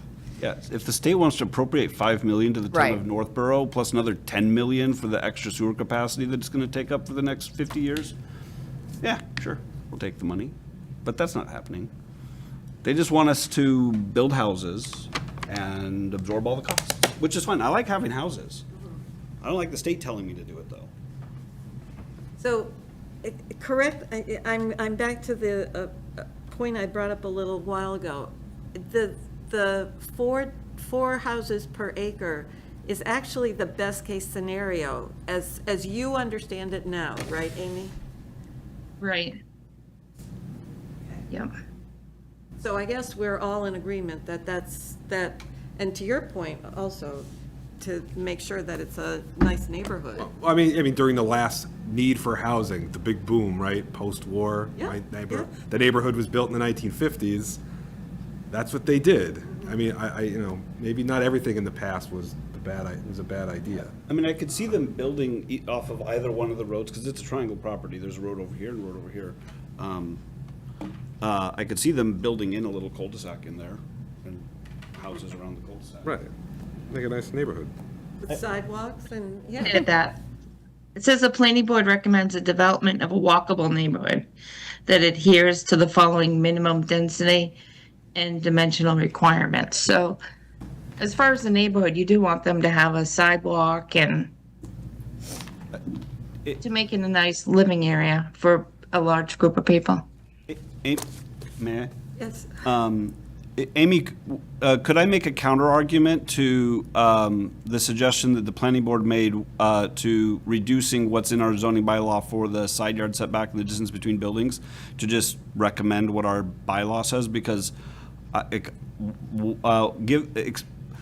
maybe sell to me the point that the planning board was thinking of why we would, because they're not saying in the law that we have to. In fact, they're saying we can make reasonable regulations relating to setbacks, bulk, and those other things it says in the law. So they haven't told us what our side yard setbacks have to be.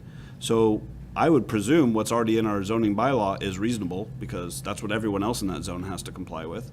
So tell me why I'm wrong, maybe. Because I'd like to support it with saying everything else is as our bylaw says, minus the units per acre.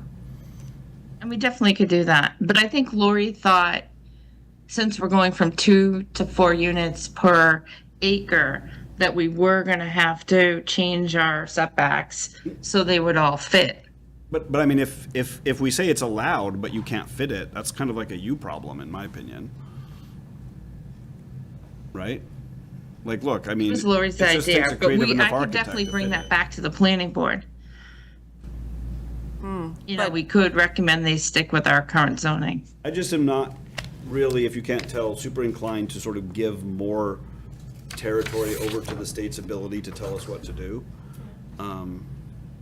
as much. But in your suggestion, who is the you? The you is the state, and the state will just, they have, authority to say, no, we want. So it says that the law says the town retains the ability to make reasonable regulations on these things. And so I would say our reasonable regulation that we're proposing on this is, other than the units per acre, everything else complies with our zoning bylaw. That's all. Which, Yep. it must be reasonable. It's been our law for the last 20 years, at least. What do you think, Amy? Yes, You no, wanna I think bring that's that- a good idea. And we're holding off, we're not going to approve this tonight, we're going to wait until our next meeting? Yeah. After Is- Amy's next, is after the that- planning board next meeting? Yeah, we can, It's tricky because you guys will meet before we meet. We meet on the 15th. well, Amy, why don't we just try to get a phone call This- with This is how DCAM? Westboro is. Yeah, Down yeah, here. this responded here, but That'd be great. And you've already spoken to Raina, so maybe you can reach out Okay. to her and try to set up a time. Okay, does Kate Donahue want to be part of it? Probably. Is She that what actually said she didn't. She hasn't taken part in any of the conversation? Westboro meetings. Okay, all right, so I will do that. do we know where Westboro stands? I couldn't find it on any of their select board agendas. I was just kind of going as we were talking. I'm not sure where they are in their process. I was thinking, that- Wait, who? Sorry. Westboro. how Westboro's handling it. Oh, I don't 'Cause know. I just couldn't find it Well, on Kate- agenda. Kate was relaying it to me. She said, I don't even know if the boards have talked about it, but their affordable housing trust wanted to buy it from DCAM. So their affordable housing trust, and I think their chair of the Board of Selectmen has been having meetings with DCAM. And they wanted to buy the property. But DCAM said, no, it's going to the highest bidder. You just have to get in line and make a bid if you want to do that. But they also said they want to sell it to a developer who will build houses fast. So they don't want to really sell it to an affordable housing trust because the process to get like CPA money and all that takes so long that they want to sell it to a developer who will hit the ground running. And she said it's more about units on the books as fast as possible than affordable units. That's what they were told, but they haven't had any meetings, I don't think, as boards. I think it's been meetings with their town administrator and select board chair and the affordable housing. Done the right way, this property could be great because it accesses Little Chauncey Pond. You have trails. You have all the trail work they've done in Westboro's done a really nice job at that part of town with the 55, housing. And I always call like Northborough where the sidewalks end because like you go Northborough to Marlboro, there's sidewalks. You go Northborough to Westborough, there's sidewalks. That's what we did in Lyman. They built the sidewalks. So like this done well could totally meet the objectives of all the things Northborough wants to do. I just don't. This is where I trust the opinion of people more with different experience than me because I don't know how to do that. Oh, I don't want to come off the wrong way. I think that this could be a beautiful property also. I'm not against it getting developed. I'm making more of a philosophical point. No, and I get concerned about developers not developing in a way that we envisioned, and all of a sudden it's like, oh, I kind of thought it'd be like this, and all of a sudden you get something in the town that didn't go the way that you had envisioned. Well, in the primary way, I'm sorry. No, and I was going to say, to your point, and to sum up, it's, we're not objecting to what the state wants us to do. We want to have as much input as possible to make sure that it's a desirable neighborhood and fits in, to the town of Northborough. So how should we move forward? Let's have Stephanie and Amy talk to DCAM. Yeah, definitely, yep. And the deadline is the 18th, so. Yes. We can devote time at the next meeting if there's more that you've discovered. And Amy, if you can also, guide us on that a little bit for our, Sure. for our next meeting. So we're going to hold off on the letter right now. And. Yep. And wait to see what you come up with. But I think you have an idea of where this board stands on the housing, on a housing project there. Right. Okay. And your board could always write a letter about it being an unfunded mandate, but I don't know if it will go very far. I don't know if they would care. Chat GPT. I'm not. Be careful we on can which one discuss. we pull that card on, and it's not this one, in my opinion. Right? Well, as you pointed out, we haven't met with the legislators yet, so it is onerous. Okay. All I right, heard they're thank trying you. to. Kate said the legislators are meeting and they're trying to speak for the towns. So it would be great to talk to her about this. I've made my points clear with her, which are similar to what Jacob is saying. And I'm afraid of what the next thing is they're gonna throw at us. But she understands all that and she feels our pain. And she said they're trying to, come together as a group and speak to the state about it. So they would probably love to get our feedback. I can reach out to her too. Excellent. Thank you. Okay, Thanks thank you. for listening to my. I appreciate I appreciate where you're coming from. Okay. So we're going to move on to the next agenda. Yes. I was just going to ask you if maybe we could consider taking number 8 before 7, because I have the fire chief that's been Oh, waiting. my goodness, of course. And I Yes. think his is pretty straightforward.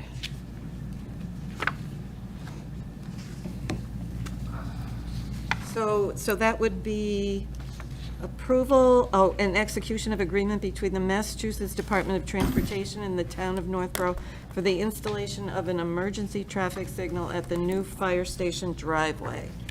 And Chief Parenti, you're somewhere? Yep, he's here. Yes, I'm right here. Can you hear me? Hello? Yep. Hello. So this is a boilerplate agreement that MassDOT gave to us. They came into agreement with PAR, who's our engineering firm, of this emergency traffic signal, which is our preemption signal. It's the one that will stop the traffic and allow us to come out. Basically, what the agreement says is we construct it, we design it, we being the town, through the project cost. And when we're all done and it's been approved and been accepted, we then deed it over to MassDOT, and they're now responsible for maintenance and everything with it going forward. Does that make sense? Yes. So there's only one emergency signal? Yes, it's directly across the street, and there's only one light. They talked about two. In fact, I sat in on several of the meetings with MassDOT and with PAR, our engineer, and they talked about multiple signals, and then they talked about should the signal be allowed to be used also for the crosswalk signal that's going to be there, and there was a lot of discussion. And MassDOT's very particular with everything that they do. They said, these are our requirements, this is how you're going to do it. So this is the first step, or I should say, not the first step, but this has to happen before they'll actually complete the driveway permit, which is something that we need to get done as soon as we can with them. Okay. I just have one question. Yes. Unrelated to this new pole light, who's going to take down the old light on Church Street? Will that happen? That's not part of this program. Correct. If the town decides to do that, that's something we'd have to enter into a decision with somebody at that point in time, but it'll just sit there and stay in flash mode. Got it. Thank you. Okay. Any questions, comments? No? Okay, then I will entertain a motion. I move the board vote to approve and execute the agreement with the Massachusetts Department of Transportation for the emergency traffic signal at the new fire station driveway. Second. Okay, motion made by John Ray, seconded by Jacob. All in favor? Aye. Oh, sorry. It's a unanimous vote, Chief. Thank you very much. Have a great night, guys, and hopefully you get out of there pretty soon. Thanks, Chief. All right. Well, it's nice and cool in here, so this is that. Okay, so then we're back to Open meeting law number 7, and I have a statement to read about the open meeting law complaint. So I have to acknowledge that the town has received an open meeting law complaint. As required, I am disseminating the complaint to the members of this public body and making it part of the public record. The board is required to respond to the complaint within 14 business days and must issue a written response to the complainant and send a copy to the Attorney General's office. At this time, we will not be discussing the matter further, but we will ensure the proper steps are followed in accordance with the law. So, no discussion, and, we will be meeting about that. And you all have a copy of it. All right, so, next on the agenda is reports. Let's see. Mike, do you have anything you'd like to tell us? No, I don't have any new reports right now. So. Thank you. John? I do not. Jacob? Nope. Laura? I feel bad because I've got a lot, so I'm sorry in advance. I'll try and paraphrase this. I've made some great connections with our new liaisons that we got appointed to. I mentioned earlier, I think we just need to update the list online so that that's updated. I attended the Be Well event. I appreciate all the work that made that possible. I especially loved the department booths that were available, just getting that awareness out to the community. I participated in the walkthrough with White Cliffs and 4 West Main. I'm anxious to see both of those buildings back up and running. I connected with the Trails Committee. Everything is moving along fine with them right now. There's nothing of note. Community Affairs has their 2025 concert series coming up June 29th. They have Disco Lemonade.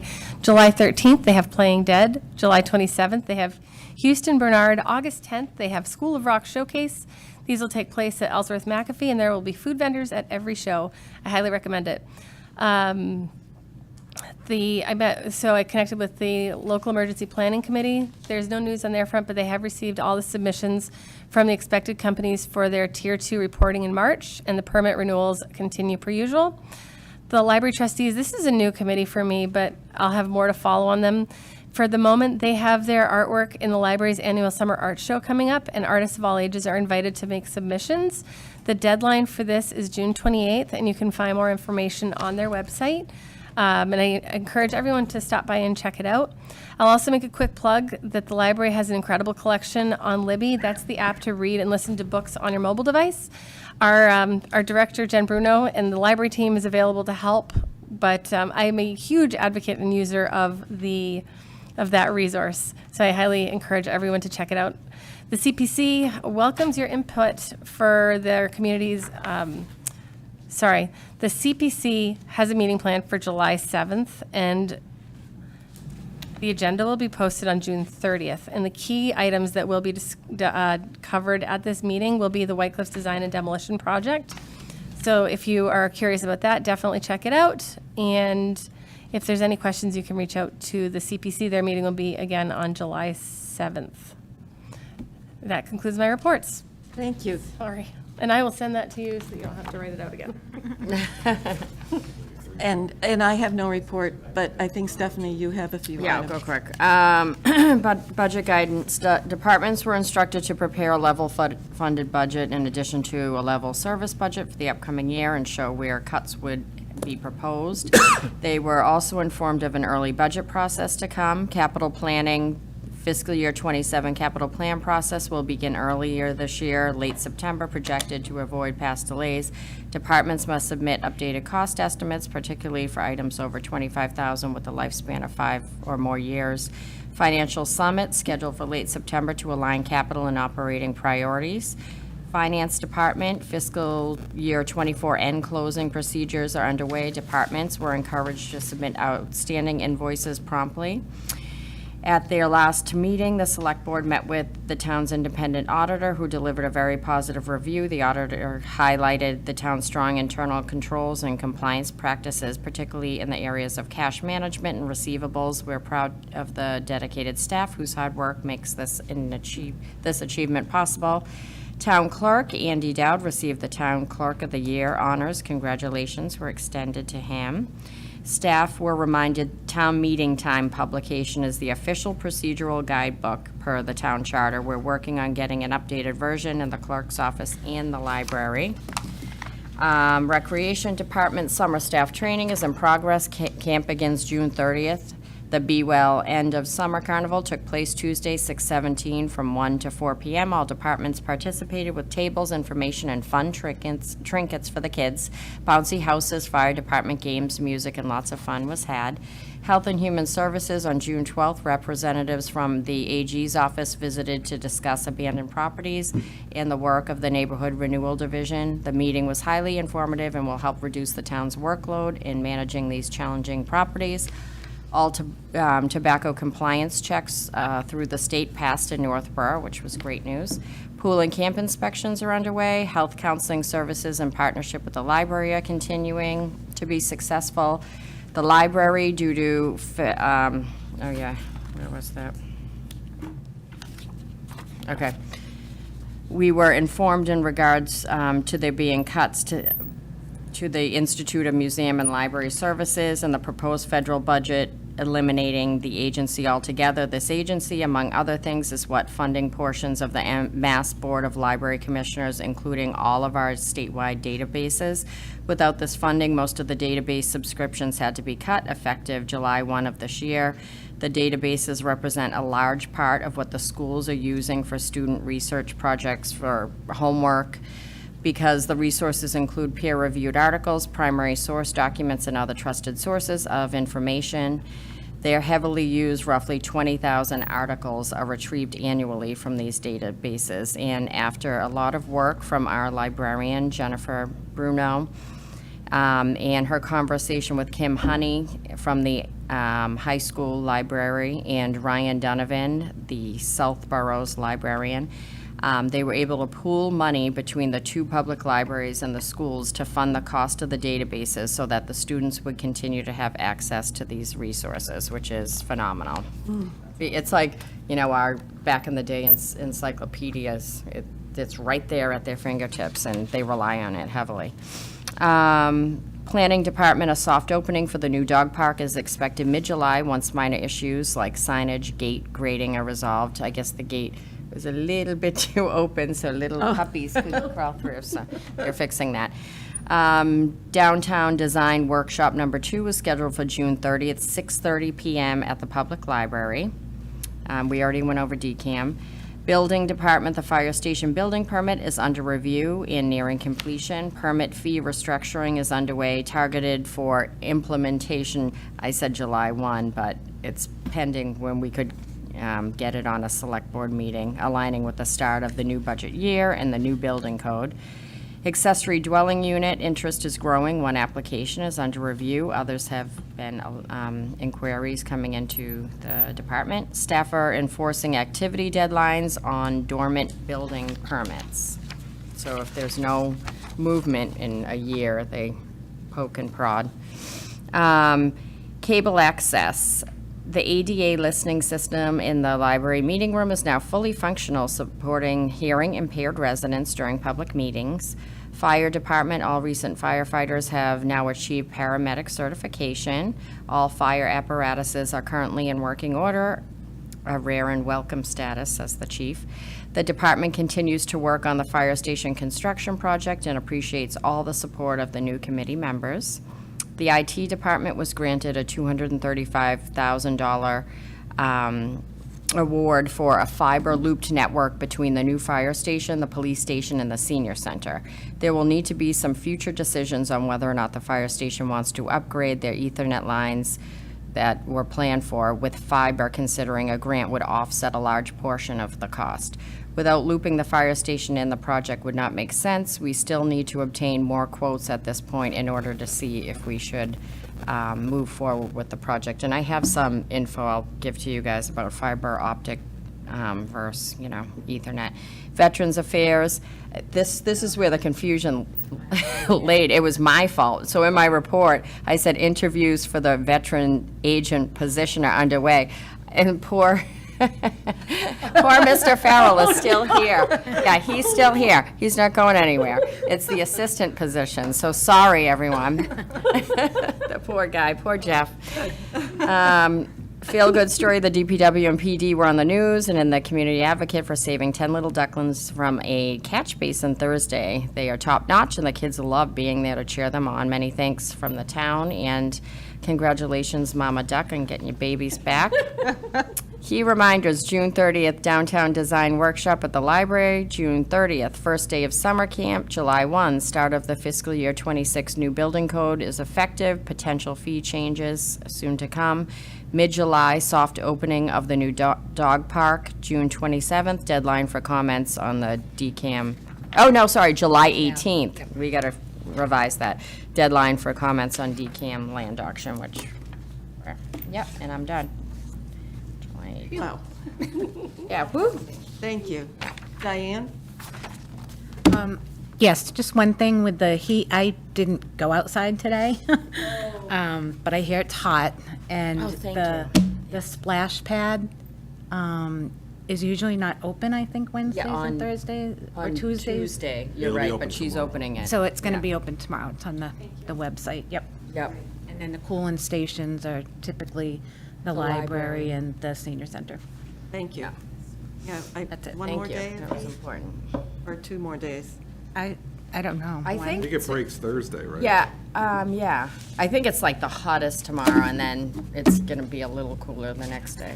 Okay, so on to number 10, which is public comment. Is there anyone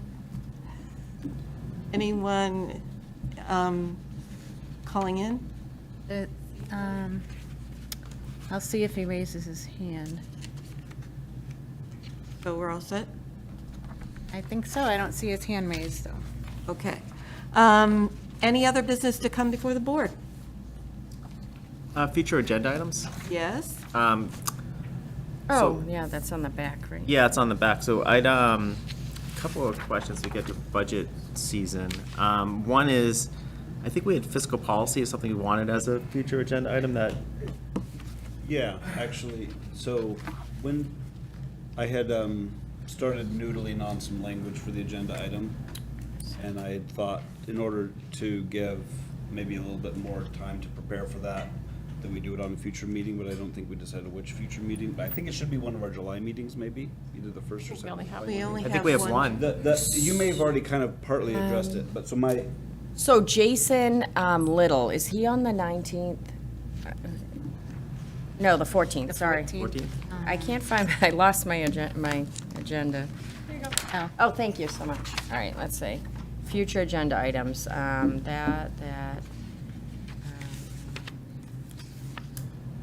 Okay, yeah, so, yes, so he is on for the 14th. So he's going to be bringing in, so vote to authorize the fiscal year 26 advances in lieu of borrowing, and he's going to have a list of capital items that, you know, are outstanding. He's going to have a list of, we have an overlay list I sent Jacob just because he specifically brought it asked, up but, in the last one. but I'll send that to the rest of the board. Can we do ARPA? Can you update us on? Yeah, in ARPA, and then there was, I have something else I told him that was on my list from, I thought it was you, but I don't know. But anyway, so we'll have a slew of, you know, financial statements, and we have, what else did we send to you, Jacob? I'll make sure I send you you guys talked what. about town meeting time already, thank you, covered Yep. that. Yep. I did, the overlay is starting to make more sense. Yeah, If and you he wanna said share if with you have the any group. questions, but yeah, I'll send that to We'll the talk board. more about it later, but preliminarily, it looks like the 600,000 was maybe more of a one-time thing. It was like 4 years where there was no transfer, then there was 600,000. And he has projected what the balance may look like Yeah. in the next 5 years, and I think he's trying to keep an eye on that. So we typically ask for like 375,000 per year to cover any type of, you know, overlay issue or tax issue that. But comes to your, But to the other, go ahead, it's- John. you- to finish up with John, your point is, you would like discussion of a policy that, how money is moved within a department's budget. I'd like to better understand that. So some of this may be my own onboarding and just maybe just looking at how we do things. Oh, yeah, I think that's a good idea. I'm just trying to think of how we could kind of merge that into our, maybe August, like with the other financial groups. Maybe we could do it even the same night as the financial summit, like start off. Yeah, I think there's also like just, some of it, like you came on board, was it October? It was November 4th. November 4th. Yeah. So like, I mean, this will be your first sort of budget season, right? Full budget season, 'Cause yeah. I mean, some of it's just to understand, and we lacked leadership in town administration. Like, we went through a lot of change. Is just looking like, do we feel like people understand the process? Do we have examples that we want to uncover? Like, I feel like the fence one was the one that was uncovered. That should have been a capital project based on the definition. Yeah, so that's what we could further define. Or even not define, because I think it was well defined. I think, like, how are we operating? So I just to understand that part of it, to say, okay, well, and just an assessment of, are things flowing through that we feel like there's enough guidance and there's enough conversation around the budgeting process. Right. Yeah. So more, it's more maybe even a look back. Like, I'd like to get involved in actually looking at I love numbers. Like, I grew up in finance. Oh, absolutely. But for me, I'd love to get smarter on that, because it's not a great skill in real life, but I remember every number for some reason. So like for me, like I would enjoy getting into that because it would make me more intimate with the stuff. Yeah, and I would love that, because the whole push was to get everybody on the same page early on in the process. So we're not going through months and months and boom, here's a complete budget with financial planning, okaying it one way and appropriations okaying it another way. We're all on the same page right from the beginning, so. I wanted to chime in, and you went through a lot of reports, and I heard every one of them, and my ears pricked up, and I was really pleased to hear, and I know it was probably hard to do this to the department heads. Maybe this happens every year, and I'm just a newbie here, but you said, give us a level funding and level services, and what would be the priority cuts if we had to make them. That's hard. That's going to be hard. I appreciate that you asked them to do that. Those are 3 seconds of your reports, but like that's big, and I'm glad you asked them to do that. And it's not, again, not that I'm wanting, like, look, maybe we get through this process and we're just like, yeah, I agree with all the recommendations, but I want to be able to see every bit of it. And we can get to this in the future, but there's several items in the budget that we approved in annual town meeting for 2026 that are like, I'm still not sure I know what they mean. They look like a catch-all. They look like miscellaneous. They look like contractors for I'm not sure what. And so I'd like to be able to address that. But to the original thing that I had talked about last time, and maybe it makes sense to have Jason here. I'm not sure that Jason even needs to be when we talk about this, but do we want to talk about what the policy should be, or should there not be one, when there's a need in a department to spend money on a different line item that wasn't what was in the annual town meeting budget? And again, I'm not looking past here, again, or throwing any mud around. I'm just like, do we want to have a policy on that? And the other, so in that process, to respond to John, I looked and found we have a bunch of select board policies, and they're sitting here right in front of me, and then there's a proposed additional ones that have been considered in the past. But chapter 9 is part 9 of our bylaws, Board of Selectmen policies. And so we have one, just to the point that we were talking about before, there is a policy in part 9 that's already our policy. It's already the Board of Selectmen's policy, passed in 2000, so it's a 25-year-old policy. And it's 932.010, policy regarding articles involving 25,000 or more, and it just says, it shall be the policy of the Board of Selectmen that all money articles involving $25,000 or more, which are intended for town meeting not that one.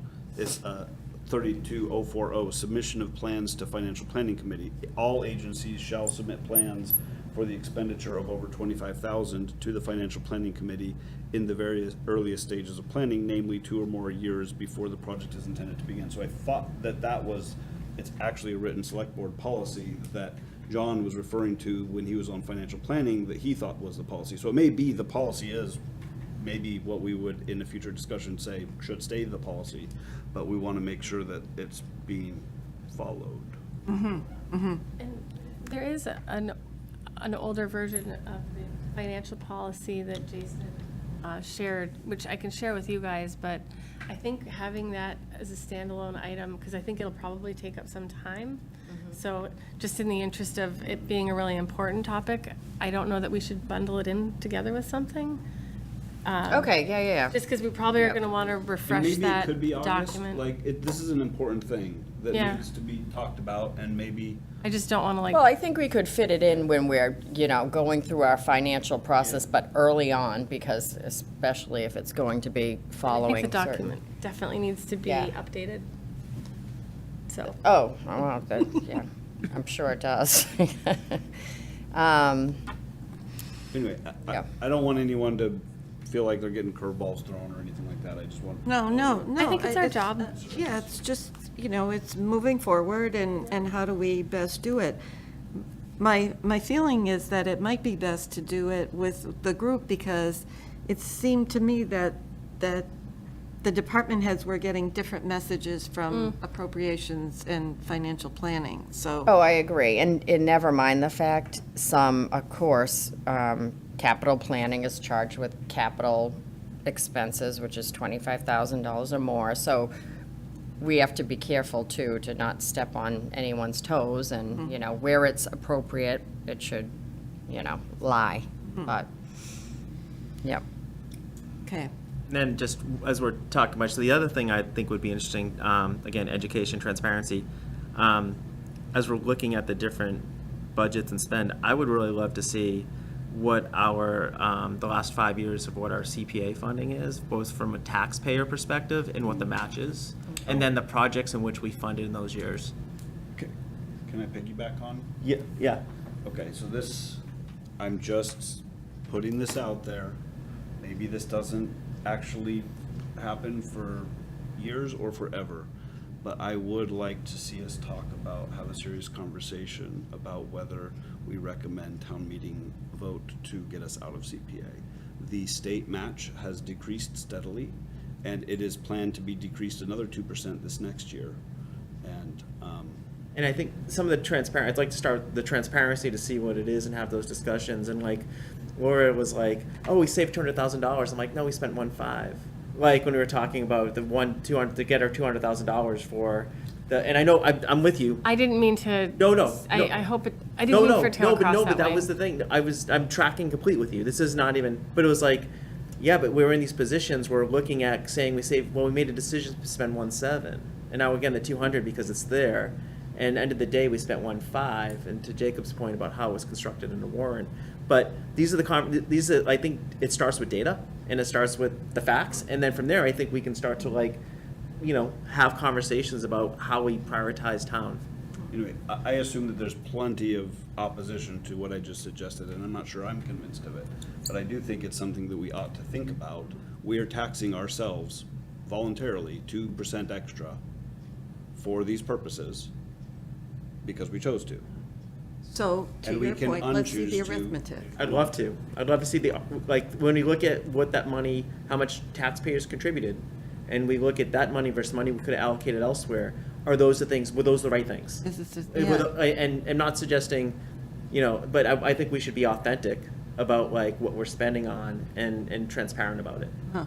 Yes, and you're right, Jacob, the match has decreased quite a bit because towns started participating. I feel like the state offered some crack cocaine to the towns, and it is cutting it. Yep. Okay. All right. Anything else? Anyone want to make a motion to adjourn? Do we have to do anything with future agenda items, or we're good to close that out? I'll make a motion to adjourn. Because I know we were talking about any other business before the future board. agenda items. Are we okay I with think we did.